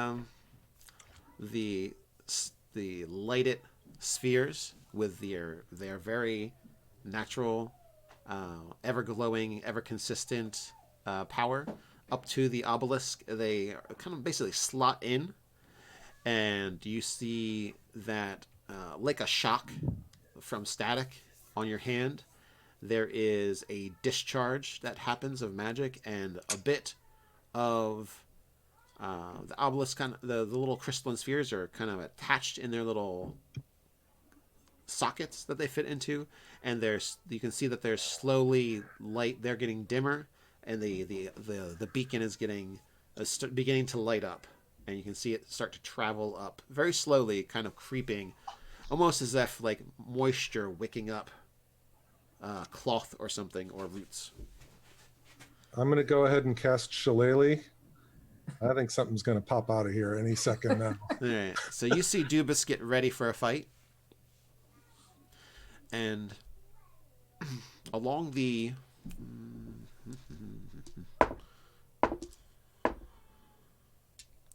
okay, Sariel, you see along the shadowed wall where the light of the sun was not reaching, a bit of glimmer along the wall on two parts of the, let's say, the southern and western wall, as it has begun to the sun has begun to, it's the afternoon at this point, heading towards evening, so the sun is casting shadow in that area.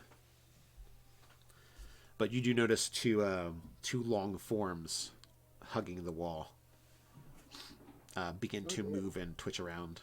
They have that same weird opalescence to them. Is there any?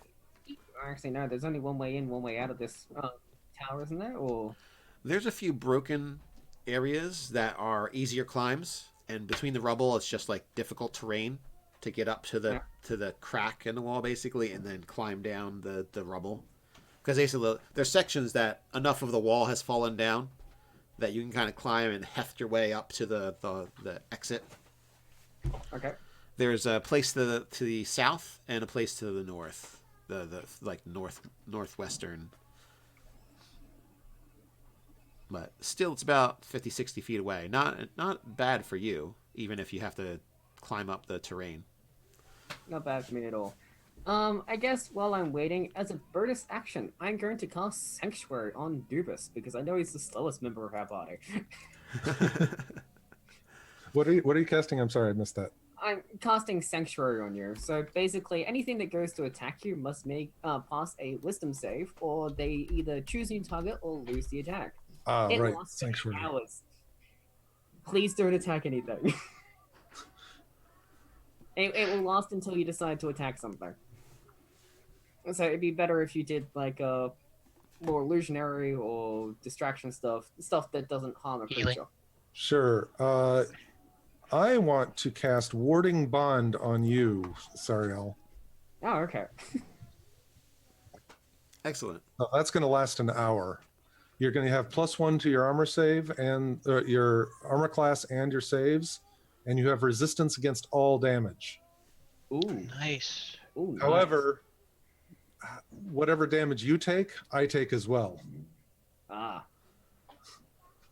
This is a problem. So it's basically you're going to take half. We're splitting the damage between the two of us. And you get a nice little bump. And you get a bump, yeah. All right, so those spells have gone off. Kurik, Sariel seems to have seen something to the southwest corner. Yeah, I do of course mention and point it out. Okay. It's like movement in that direction. And Kurik, if you'd like to like study that area, you see the two like opalescent shelled creatures. They seem kind of long and sinuous, like snakes. They have many limbs, smaller insectoid limbs. But it's hard to, you know, at long you're used to archery, so you're used to kind of zoning in, like zooming in a way and getting rid of distractions and seeing what you need to shoot at.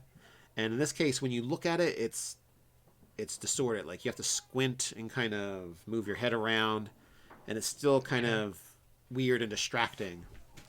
All the colors and how they move upon it.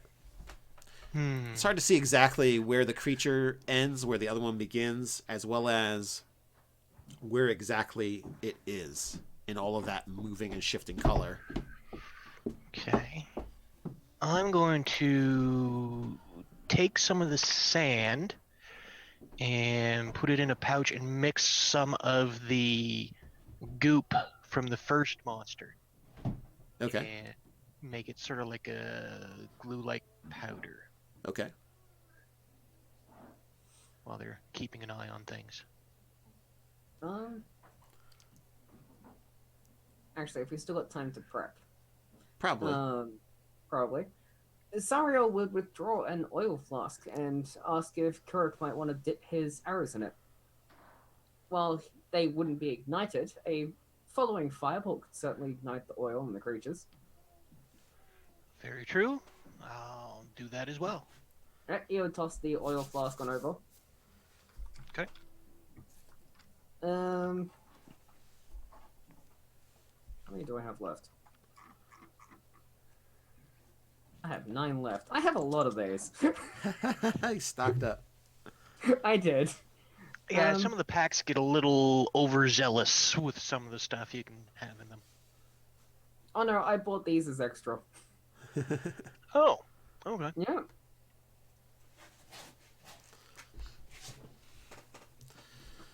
All right. Any other preparation people would like to do, Dubis? I was going to do another twinned Shield of Faith on myself and Sariel. Alright. That means I have 1986. I don't think you can do that in Warding Bond. Warding Bond is not a concentration spell. Really? Oh, nice. That's even better than I thought. Well then, sorry for questioning it. I thought it was. Okay, last an I'll hour. double check just to No, make sure it's not. wrong. You're correct. It does not have the little insignia that says concentration, you know. Yep, not concentration, according to the Player's Handbook. Yeah, it is not. That's correct. You're correct. I rarely use it. Even when I'm a cleric, I rarely use it because it almost has killed me 3 times. So... So it's like, I'll just heal them when they fall. Spellcasters aside from clerics, so I'll just heal them when they fall down. That's what I end up doing now. yeah. Actually, if I have time for one more action, and depending if it's within range, would I be able to take another flask of oil and on the most direct route between the creatures and us, if there's any opening or like anywhere they can crawl in, want to throw it there if it's like within a reasonable range. There is a... You do notice that in the shaded region there is a hole. You'd say maybe they use that as a burrow. Maybe there could be another one in there. So... Yeah, I guess I will toss it there. Okay. I will toss an oil flask there. I'll let you do that. All right, can we roll initiative then? Okay. Ooh, terrible initiative. 11.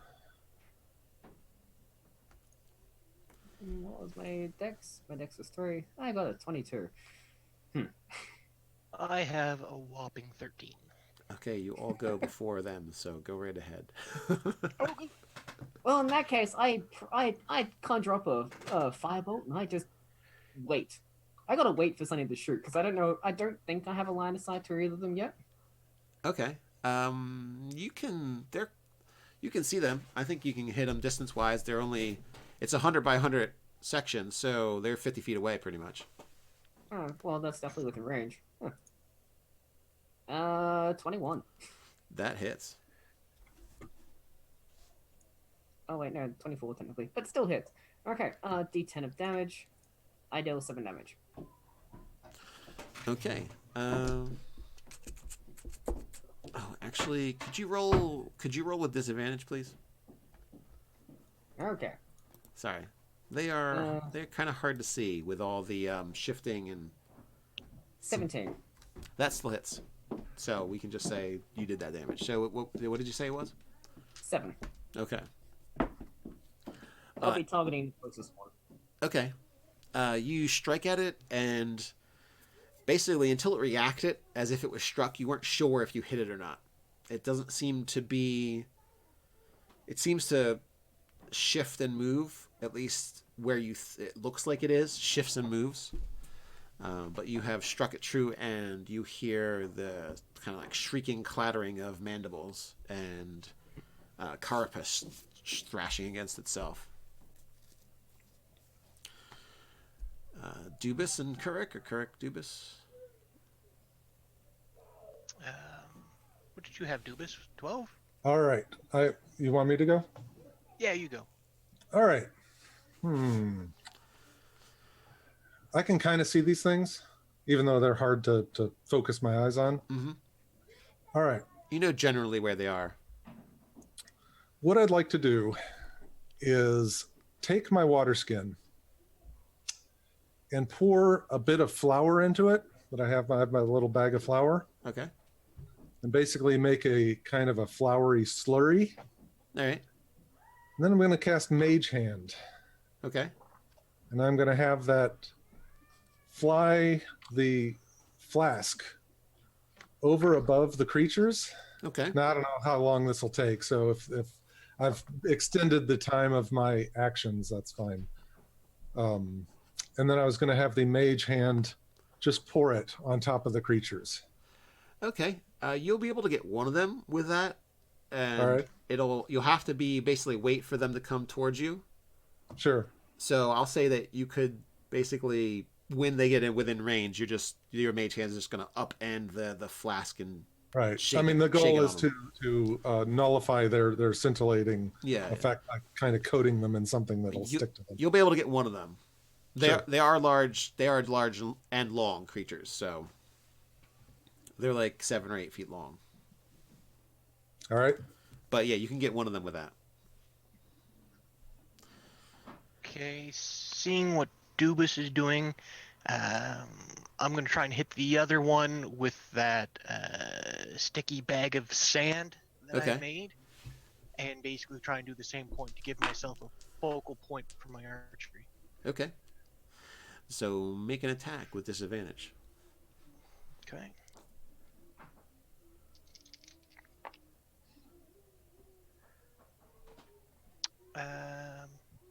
That's a ranged attack, so would I still get my archery bonus on that? Okay, You so- wouldn't get your archery bonus, but you can use your dex and your proficiency. Okay, so that would be the lower of the two is a 15. 15 hits. You've just made it. Nice. So that at least gives me something to shoot now. Would that be my action or my bonus action? Probably my action. That's going to be your action. Okay. But you can, maneuver around if you want to move, put the obelisk between you and it, if you want to, whatever you'd like to do movement-wise. To a safer location because I don't know how fast to move yet, and I want to try and keep it so that they're both in a line. Okay. You mentioned the crushed crystal around this thing. Does it look like crushed crystal as in like the crystal stuff that we just put up against it? Yes, some of it does.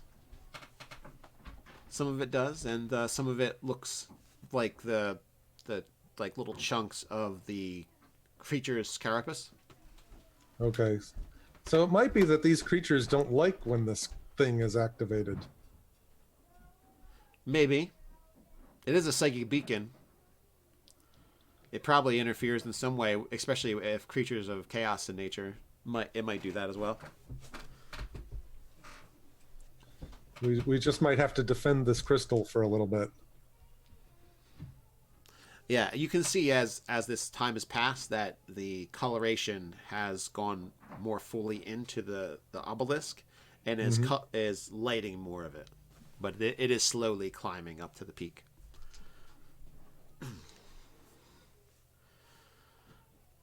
All right, both of you went. So Dubus, as they come forward in this kind of like chittering of mandibles and all their legs, they're not moving like a snake, but they do have kind of a back and forth motion to their path. You can get one of them, and I'm assuming Kurik got the other one, so you're going to attempt to do the one that isn't covered with anything. Sure. You can make just a regular attack roll because you're kind of just dumping it into an area.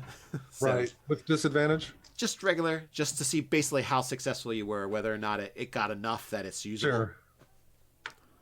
Sure. No. Do you want to use any inspiration or anything for that?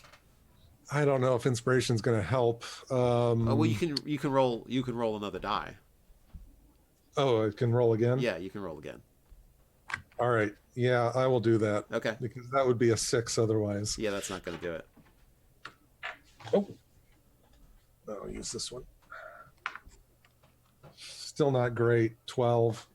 A 12 will hit it. Oh, all right. You're not trying to pierce its armor. You're just sticking stuff on it. So I'm going to say that hits it. All right. I know there's not that delineation in 5th, but for these things, they're pretty much armor plating with a squishy bug inside. So it's not like they're leaping ninja style out of the way. It's like a tank. Right. So you're just splashing the side of a tank pretty much with this stuff. So both of them have some kind of substance on them that marks them as where they truly are. And with the kind of like viscous flour spattering onto the one, the flecks assist you in kind of knowing how large and where the creature actually is. And Kurik, the one that you got with the sandy kind of sticky mortar to it, gives you a nice target spot to aim for. So while it makes your eyes cross and it gives you a headache to look at them too long, you can kind of zone in on those spots and know that you will hit the creature if you strike those spots. They have scurried quite quickly up to you, and Sariel, you're in the front. Dubis is behind, right? Dubis and Kurik, you're kind of in the background. Yeah, I've got Okay. the lowest AC, so I'm back as far as I can be. All right, so Sariel, they're going to come up to you and attack. 17. Does that hit? Nope. No. All right. They have bit at you with their large, like domed heads and giant mandibles. They've come slashing at you, and again, you're saved by that interposing telekinetic shield that braces against them, and they clamp on solid air around you, but do not strike you. And you can see that there's acid left, like filmy green acrid substance left on the floating shield, as well as on the ground, spittling and hissing on the ground. That's gonna hurt if it touches you. Top of the order. Back to me.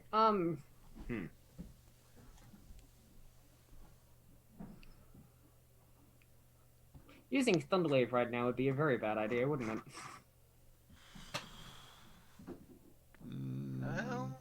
Well, it would probably dislodge a good amount of that stuff that you've got on them. Yeah, I'm not gonna use that. If I were to try and actually, would it take an action to try and hit one with another oil flask, or?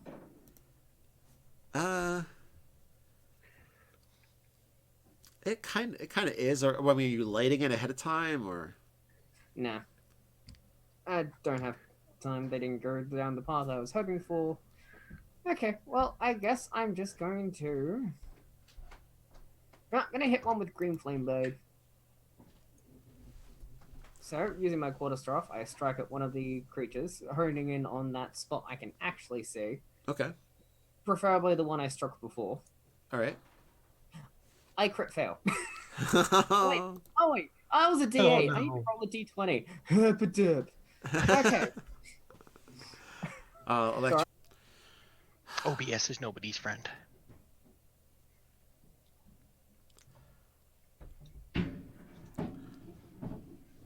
All right. We are back. All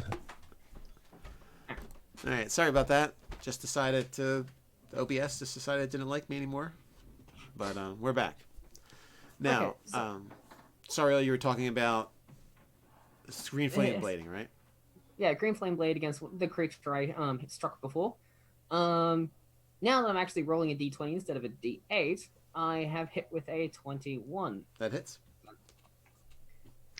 I will still Think I'll use roll that the 1 damage I rolled on the D8 because that's only fair. Which is 4 damage in total, and then another 2 jumps across the other creature if it's within 5 feet. Okay. And that, it's kind of like wreathed in green flame. Yep. Yes, it definitely has come across and struck both of them. But between all the distortion and strain on your eyes, you can't really tell how much it has harmed these creatures. That is fine. I just know I'm harming them. Yes, you do know. You do know you're harming them. And that ends my turn because I don't think. Yeah, because it was an attack action. I don't get to use any unarmed attacks. Okay. Yep. Dubis.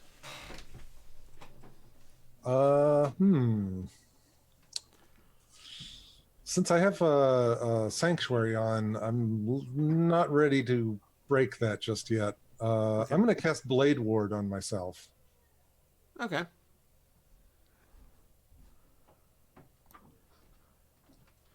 You're really stacking the resistance on there. That's largely what I have. Yes. All Doesn't right. Blade Lord only last for 1 turn? Mhm. Okay. But it's just What? flat out resistance to piercing, Slashing, slash, and piercing, bludgeoning. and bludgeoning. But that should still work for the damage that goes through the warding bond. I don't know. Because if he takes bludgeoning damage, he gets resistance against it, but I don't to the damage that follows through. And so I kind of looked it up, and there was a little bit of a debate on that, but the general consensus was that it does work. Well, Kurik, how about you do your attack, and then Okay. I'll read this spell. There's 2 of them, you said. So I'm gonna move so that they're both in a line, or at least I have a line of shot where I'll hit both of them. And I'm going to use piercing shot. So they both have to make a DC 12 dexterity save. Okay. It's their strong suit. Ha! No, they don't make it. Oh, good. So both of them take 12 damage. Okay.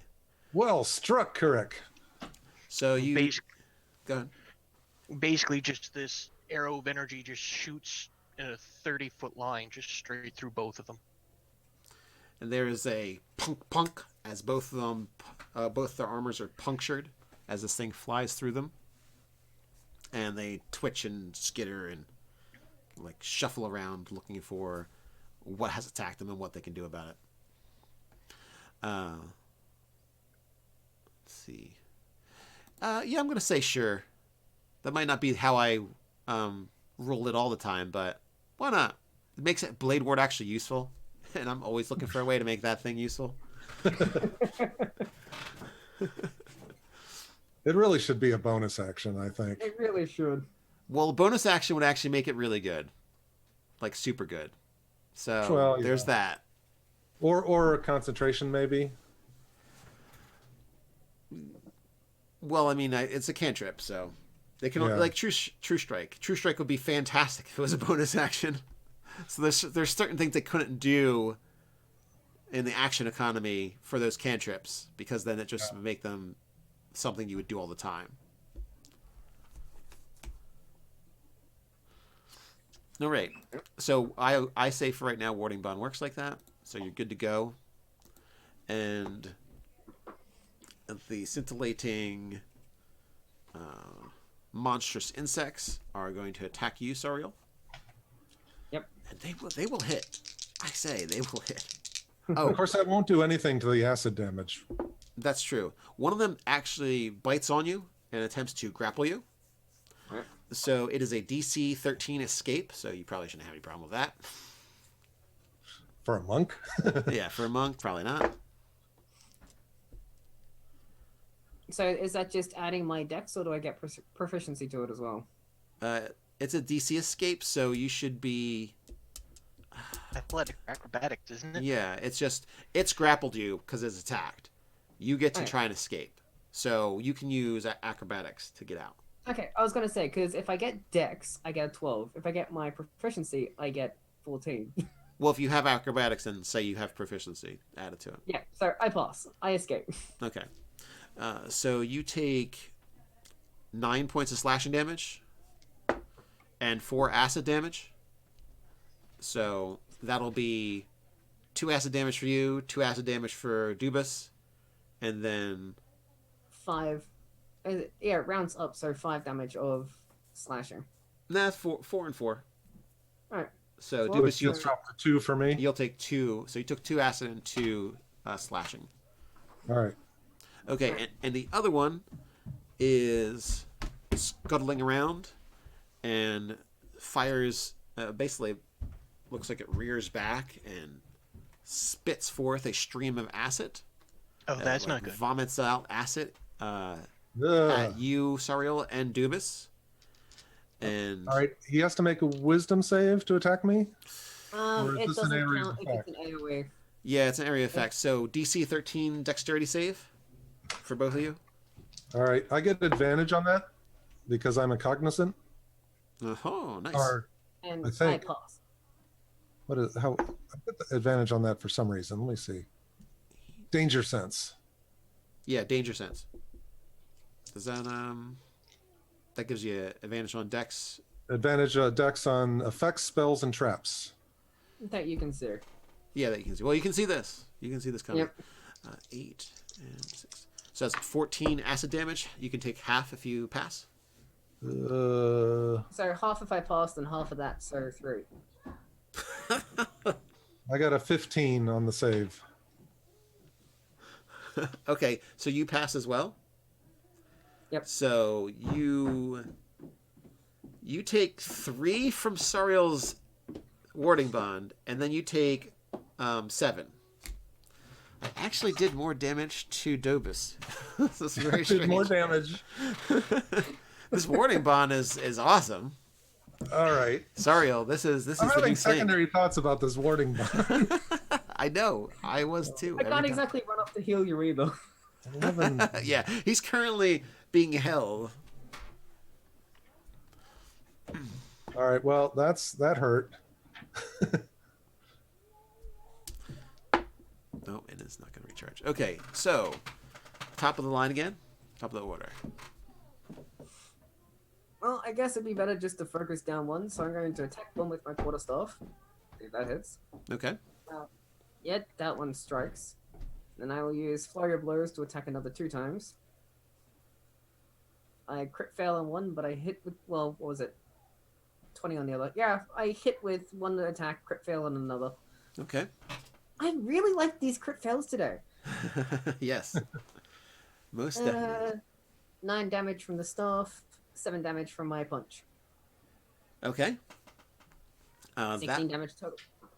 Because you're so close to the one that was holding you,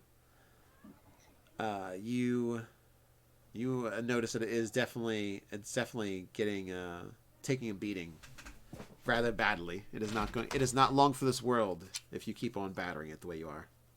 Yep. Dubus, what would you like to do? Uh, Can you heal yourself? I don't have any healing. Oh, you don't. Oh, that's right. That is not an option for my cognizant abilities. That is right. Actually, I have a question. When it comes to that warding bond, does it only deal with damage, or can I transfer healing too? No, it's only damage. I thought as much. It's a warding bot. It's not shared, sadly. Would have been cool. Let's see. Maybe I should break the sanctuary to whack this thing with my shillelagh. It's up to you. I don't think you're going to get out of grapple very easily, but Yeah. Yeah, grapple will be really bad for me. Really bad. But any attack will break it, right? Like if I do Vicious Mockery, that'll Yeah. break it as well, right? Yeah. Crap. Honestly, anything I a can vicious do mockery to- might be better if you just stay back. I could cast Mage Armor on Kurik. Would that help you at all, Kurik? mage armor self, I think. It's I think touch. it is. Oh, it's touch. Mage Armor is touch. Man, I am just failing on the spell remembering. If they've changed it to touch, what is that? AC 13? 13 is your base AC. That would be better than my current armor. Oh, I'm mixing additions. Whoops. Don't worry, Nate. So am I. All these changes. Yeah, I'm going to go over to Kurik and cast Mage Armor on him. That's better than your armor? Yeah. Well, I've only got leather armor, right? Oh, it is So actually a 11 boost. plus Yeah. dex. So it's 13 plus Dex. Yeah. So that moves me up to. So that is 2 more. And I am out of Dram points. All right. Kurik, you are up. Okay. So that's all the So- psychic you're getting from me. There's one badly hurt and the other one that moved around to spit the acid, correct? So I'm going to shoot the one that hasn't spit acid yet for fear that he'll probably do that soon. All right. And I'm gonna use my sharpshooter feat as well. Okay. So I take a negative on the attack, but if I hit, I do plus 10 damage. Ooh. And I'm gonna action surge. Okay. So 17 and 14. Yeah, you hit both times. Nice. Okay. So what happened to this poor Ankeg? Basically, I just pegged it in both of its eyes. All right. So Your arrows first strike attack- true. Oh wow! First attack did 20 damage. Okay, you actually killed that one with the one attack. Oh, okay. It's dead. I was like, oh, it's got 10 hit points. And when you said sharpshooter, I'm like, all right, if he gets hit, he's dead. All right, so you can hit the other one as well if you'd like. Yeah, I'll do that then. And we'll make that more interesting too. So that's I'll do a Kobold on the second one. So it has to make a DC 12 Wisdom save, or it can't see anything outside of 5 feet of it. It does not pass that save. Okay, and it takes That's physical vision, right? yes. Okay. So if it's got tremor sense or something like that, it would still. Okay. So that is 15 damage plus an additional 7 psychic damage. Wow. All right. That one is hurting for sore. You struck it right underneath a plate behind its neck, and it is reeling and looks a bit confused. Out of curiosity, have any of the arrows you shot actually been coated in the oil? Yeah, basically I just poured the oil over the entire quiver. Okay, cool. It was the Fine, easier set thing it to on do fire. given our time constraint. Yep. All right. The remaining opalescent insectoid turns to Serial. Tried to grapple you once. It'll try again. Right. A 19 to hit. 6 for... that matches my AC. Yep. For 12 slashing. And 5 acid. And make an escape DC 13. It has grabbed its mandibles around you again. Ha! I rolled a 1. You are in its grasp. Okay, so what was it? 12 slashing and then 5 acid? Yeah, so you'll take 2 acid and 6 slashing. And Dobus, you'll take 6 slashing and 2 acid. Or 3 slashing and... Well, you did... Oh, you're right. The blade ward only lasts 1 round. Yep. Ah, crap. I should have cut that up. All right. Can you, like, Ouch. just dropped that bond? Because you're going to kill yourself at this rate. Yeah, I'm going to have to at this point. I only have 2 hit points left. Woohoo. Well, the good news is it already has grappled Sariel, so it's not like it can crush him this turn. So you'll have some chance to get rid of that bond.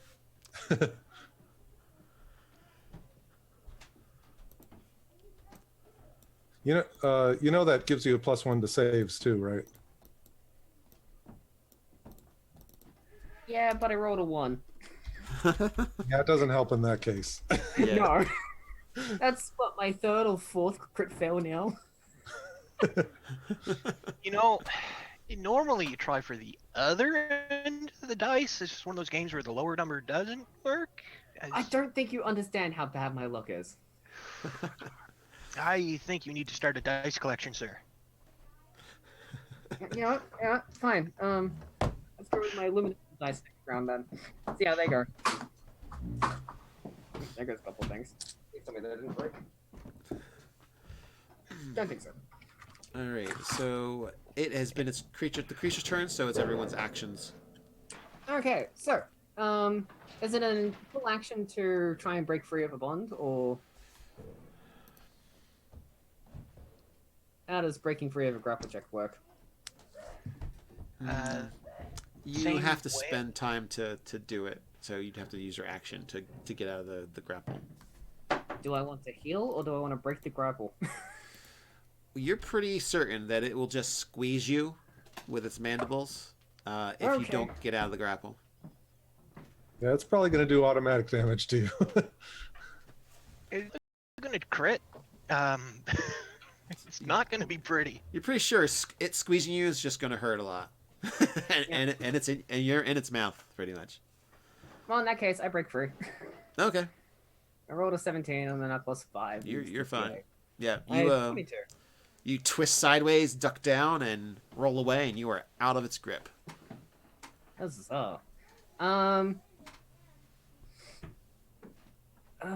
that won't work.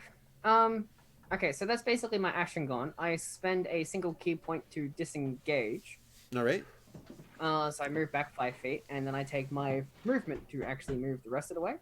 All right. Yep. So I'm down to 1 key point left. You gonna move your full movement there?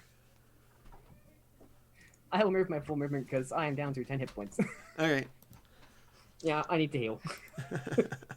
All right. Actually, I will move up to Dubis actually. Okay. Well, I still have the sanctuary, so I'm not in particular danger at this moment unless Okay, they okay, decide fine. to attack me. He's in more danger if you get hit, Sario. Because the At sanctuary. the moment, but I'm going to the be sanctuary. dropping warding bond. Yes. Okay, I'll go hide behind Dubis. So he's in front. So when the creature comes to attack, unless it's doing axis spray, then we're all screwed. Yeah. So yeah, I'll hide behind Dubis. All right, Kurik and Dubis, you're the front line. All right. I'm going to be dropping warding bond. I Okay. can't take another hit. Yeah, that's fine. All right, that does use your action to dismiss it. It does? Yes. It's worth it. It's probably It's worth it. well. Yeah. he would- I was going to do something else too. But, you are the front line, so It takes an action to dismiss it, then. Yeah, or I could dismiss it when I go unconscious. there's that as well. No, I'll dismiss it. Okay. And that's what I'll do. If you're worried And- about my cooking, you don't want me to do a medicine check. And I'm gonna Okay, Sario can do a medicine check. go defensive. Okay. I don't know exactly what that does. I will say that. Well, I mean, you've already got Sanctuary on, so you're set. You're good to go. Right. I don't think you can get more defended than Sanctuary. It's got to pass a save to mess with you. So. Which is what I'm relying upon. Yeah. Standard attack. You've got your own special armor there. All right, Kurik, you're up. All right. Realizing that. Let me say one thing. When he's moving around behind me, I'm going to be stomping my feet to if they have tremor sense. Hopefully that can mess them up a little bit. Oh yeah, you're a bright light as far as it's concerned. Right now, with all the stomping and noise you're making. I'm going to move up a bit in front of Dubis and Sario, just because I've realized that I'm the only one that's not been hit at all today. And they look like they've been run over. So, You're the front I'm line now. yeah, I'm going to take a shot at it and use sharpshooter again, since they seem relatively easy to hit. Although that probably just jinxed myself. 18? 18 hits.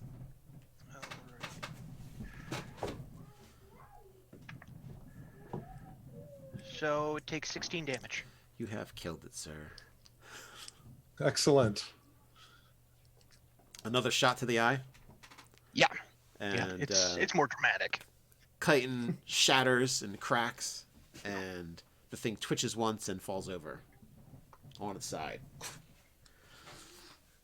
Still, though it dims, the scintillating patterns upon it still show just similarly to the molted or cracked off mandible that you had taken. Kirk scratches his chin for a moment. I wonder if I can turn that into a shield. I was going to say, yeah, could you make armor out of that? They are pretty big-headed, as well as they've got nice big plates behind them. So I'm gonna try and harvest one with a survival check. sure, I'm going to assist him. okay. And Oh, I good. will heal Dubus and myself 10 hit points. Oh, nice. I feel so much better. I'm glad I got assisted. So that is a 20 survival. Okay, you're familiar with how to take shells and chitin off of things, and debone stuff, and this is relatively easy once you kind of cover up with your hand the part that's got all the weird colors on it, and you easily scrape off the squishy bits off of the plates and gather quite a collection of plates. Awesome. Easily enough to make some shields or armors or other things out of it. Perfect. Though they are heavy. You'd probably Okay, they're also rounded. I can drag it in the sand like a sled. Yeah, you can make a sled out of the uglier bits and probably drag it all the way back through the riverbed if you wanted to. Nice rounded, curved areas. Well, as you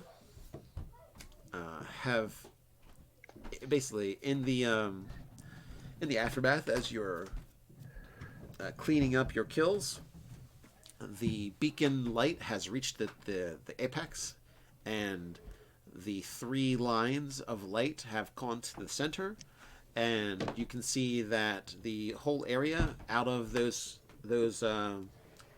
corners of the triangle are shedding light outwards very brightly, and it's very orderly and straight in all directions as these points of light and like basically sheets of light go out and off into the distance. They start to dissipate towards the end, but I think that's just it's harder to see stuff as it gets further away. So you can see that this lights up the area, and you could easily see it from pretty far away. And you did notice that there is a bit of a chaos storm, like you said, that though it didn't look like it was coming this way. While you were fighting, it did look like it had steered in your direction. But as it approaches, it is almost it's being burnt away like morning mist from the sun. And it seems to be calming down and dissipating, and the leftover remnants of it are scattering off into other places unknown to the south and west. Excellent. Perfect. Well, why don't we head back and we'll get you a real sandwich this time, Dubas. It is getting late, isn't it? Maybe I can make some sort of seafood dish with that tentacle. It could be nice. Squid. Landopus. I mean, we don't have time to get back before nightfall, right? And we don't necessarily want to travel. If you don't get hit with another sandstorm, you'll be able to make it. Okay. So I could definitely make it. the monk could just run the whole way and be fine. And we can just hook the sled to the monk and you carry on that way, Dubas. It's like a monk's sled dog. Yeah. There we go. The monk dragging you in the plates behind, even if they're moving half speed, is still faster than everybody. So.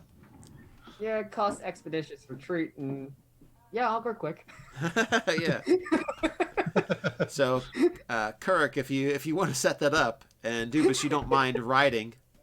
I never mind riding. Exoskeleton sled. Then you easily make it through the riverbed area. As you come upon except for the uneven space that the creature that you had fought had kind of laid in the depression of and made a depression of, that's rough, and you kind of have to get out and kind of shove it along and get it past that area. One thing you did notice is right after that, it moves very swiftly over the remnants of the shell, like slates of that creature's body, and one of the things as you're going across the area, you notice there is a kind of what is it called? There is a crystalline domed object sitting in the debris of that. Good. Whoa! guess Let's I stop. stopped to What is this thing? We stop to investigate. Yeah. Right. Put that in the bag. So, Dubas, you recall seeing that weird insectoid creature that must have, in the time that you were gone, consumed all of this, like a army of ants, Mm-hmm. carnivorous ants. It has consumed the carcass except for all the inedible parts, which is some thin pieces of bone, as well as this crystalline sphere, similar in size and shape as the one that the Master Psychic had pointed out to you as something to be mindful of capturing and gaining, if you could. All right. You wanted me to roll? I'm sorry, I missed. Oh something. no! Did you want to investigate it? Did you want to touch Oh it? yeah, yeah. I'm walking over to this thing. Okay. You're looking it over, and it does seem to be a fresh sphere that could be possibly enchanted or made psychically active to be used to be a warding sphere for one of the Tower of the Skaram, the claw. All of the right. Skaram. Yeah, I'm gonna gather it up. It Pick it up. is a well appreciated item found in the wastes from time to time. Different types of monsters have been known to either consume them, or some say grow them like pearls in clams in a way. The exact nature of these aberrant creatures is not understood well, nor is what the Chaos Storm is actually possible. What's possible in the Chaos Storm's waste. But Yeah, I pick it up and put it in my backpack. okay, great. It is quite large, and it fills your pack. I dump out any unnecessary items out of the pack if it won't fit. Yeah, you can easily shuffle them other places, put them in your pockets, put them in your cloak. I offer Dubas a sack. Yeah, Put it in. yeah. Or Kirk's got a sack. That'll work just Yeah. fine. Yeah, I'll tie it up and make sure it's secured to my backpack, and then I climb back on the sled. All right. A little bit heavier laden, but still able to move easily over the smooth, dry riverbed. You drag. I'd be sure to point out some rocks up ahead so that you can avoid the rocks. I aim for There's a the rock coming up to the left. All right, to the right. Maybe you didn't tell him early enough for him to avoid it, or he just didn't hear you. But he seems to have hit another rock. Yeah. Made your journey even bumpier than it should have been. It almost feels like he's intentionally trying to hit these rocks. A few bumpy ride hours later, you arrive past the ruins, and you can see in the distance the claw of the Skaram rising above the kind of background of greenery that you can see all along the edge of the horizon as the great forest of the wild elves comes into view, which is what lets you know that your journey has an end and you have successfully made it back. Mission accomplished from the Chaos Wastes, with a whole bunch of interesting collection of goods that you've brought along as well. Alan greets you at the door. He has been watching. He says, "I've been watching for you. It is good to see you returned. I see you have quite a strange collection of things with you. Have you been successful in lighting the beacon? I believe I saw it earlier, but I want confirmation." We have. It has been successfully ignited. He gives the slightest of smiles, and you can hear a little bit of excitement in his voice. He says, "That is good news to hear. Also, we've had a great lessening of the pressure of the storm upon us. So some of us are actually allowed to come down and take much needed rest. Please come. We'll take you to the master." Very well. And as you are taking up the lift, if you so desire to be taken up the lift, or if Oh, you absolutely. I would say yes, considering many hours of tugging along Dubus, and I believe her. I've had this I like muttered Dubus, curses at the lift, but I'll get on it. Dubus like weight around your body the whole time, been dragging it. So you get that strange, twisted, falling sensation as you get lifted up, and it's again when you stop at the top. And Alon, So much better than the rocks. yes, Alon shows. Yeah, the rocks were way bumpier ride than this. I chuckle. And now you got to learn to lift the sled a bit, so you just sort of go over them a bit more. And the psychic master has allowed many of the other initiates and journeymen to rest as he is slowly winding down the pressure. Non-psionic people don't even feel it anymore, but Dubus, you still feel a little bit of kind of like a breeze as it kind of pushes against you and goes back, but none of the pressure that you felt previously. And the master turns to you all and say, "You have done well and truly understood the task and undertaking. For that we thank you very much. What is it that you wish to discuss with me? If it is within my power, I shall grant it." I have a gift for you. I pull out the crystalline pearl. So his eyes, his like head tilts towards to looking upon it, and his dexterous hands go out to reach for it, and he accepts it carefully and does a bit of a bow to you. Says, "Thank you. This will aid us greatly in our continued effort against the storms." And he hands that off to an attendant. And if you could, would you be able to enchant these plates to form an armor? We will have to discuss it, but I'm sure some of us in the claw have the ability to do such a thing.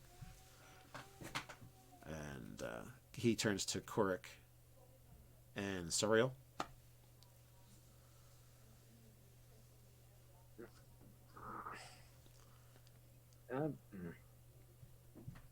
Yeah, I forgot the reason that Sorrow was here.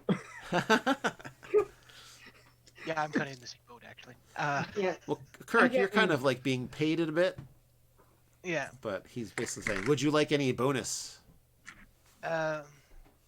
Actually, and I pull out the mandible I had recovered from the Yankee skeletons. Is there any way to maybe turn this odd little scintillating thing into some sort of weapon, like a short sword or something? Perhaps this can be bent to another purpose. Let us see it. Okay, and I hand it over to him. It cuts true still. I think it can cut. It's cut true once. It can cut true again. That shall be done. Excellent. Excellent. Yeah. No. Sorrow will just give a little bit of a dismissive wave of his hand. He's a monk. He doesn't need much. He has what he needs, and he walks with him. Would you like to I have... lean over to Suriel. You might want to have your insides put back in where they're supposed to be. Well, the warding bond took care of a lot of that. Yeah, I'm actually almost back up to full health. Yes. Perhaps you would like a quiet room to discover your place in the world. We have several here at the Claw. And a large meal would be Yes. fantastic. We have several here, Suriel, that you could take up residence in if you wish. They are dusty, but they can be clean. They can be made clean and vibrant once again. And I'm afraid I still have some wounds that could use some tending if you have a healer. Okay. He directs some people to kind of take you away to clean you up and feed you. That Start looking sounds at those. I still have some of that sticky viscous from the weird creature. It might work as healing salve if you want some. That's some backwoods medicine there. I can make a medicine check to see if it works. If you needed to glue any wounds shut, perhaps. But he does not have any gashes big enough and deep enough. His is more of a spiritual ache due to the warding bond's nature. What was your answer, Soriel, for if you'd like to stay? It sounds most pleasant and pleasing to be able to stay in such a place. You seem to be a light that is good to light up those dark halls. We will put you in the northern wing. All right. And with that, if we were going to continue the quest, you could say you're 5th level. But Yay! that is the wrap up of lighting the psychic beacon, which is basically homebrew 5e, some psionics that I've made for the nerdarchy.com site. I should put the link below. I guess I'll put that in later for people watching later after it's live, as well as basically a homebrew section of the world of Ulthe Ganya called the Chaos Wastes of the Skaram Empire. And with that, don't forget to like, share, and subscribe. And until next time, stay nerdy.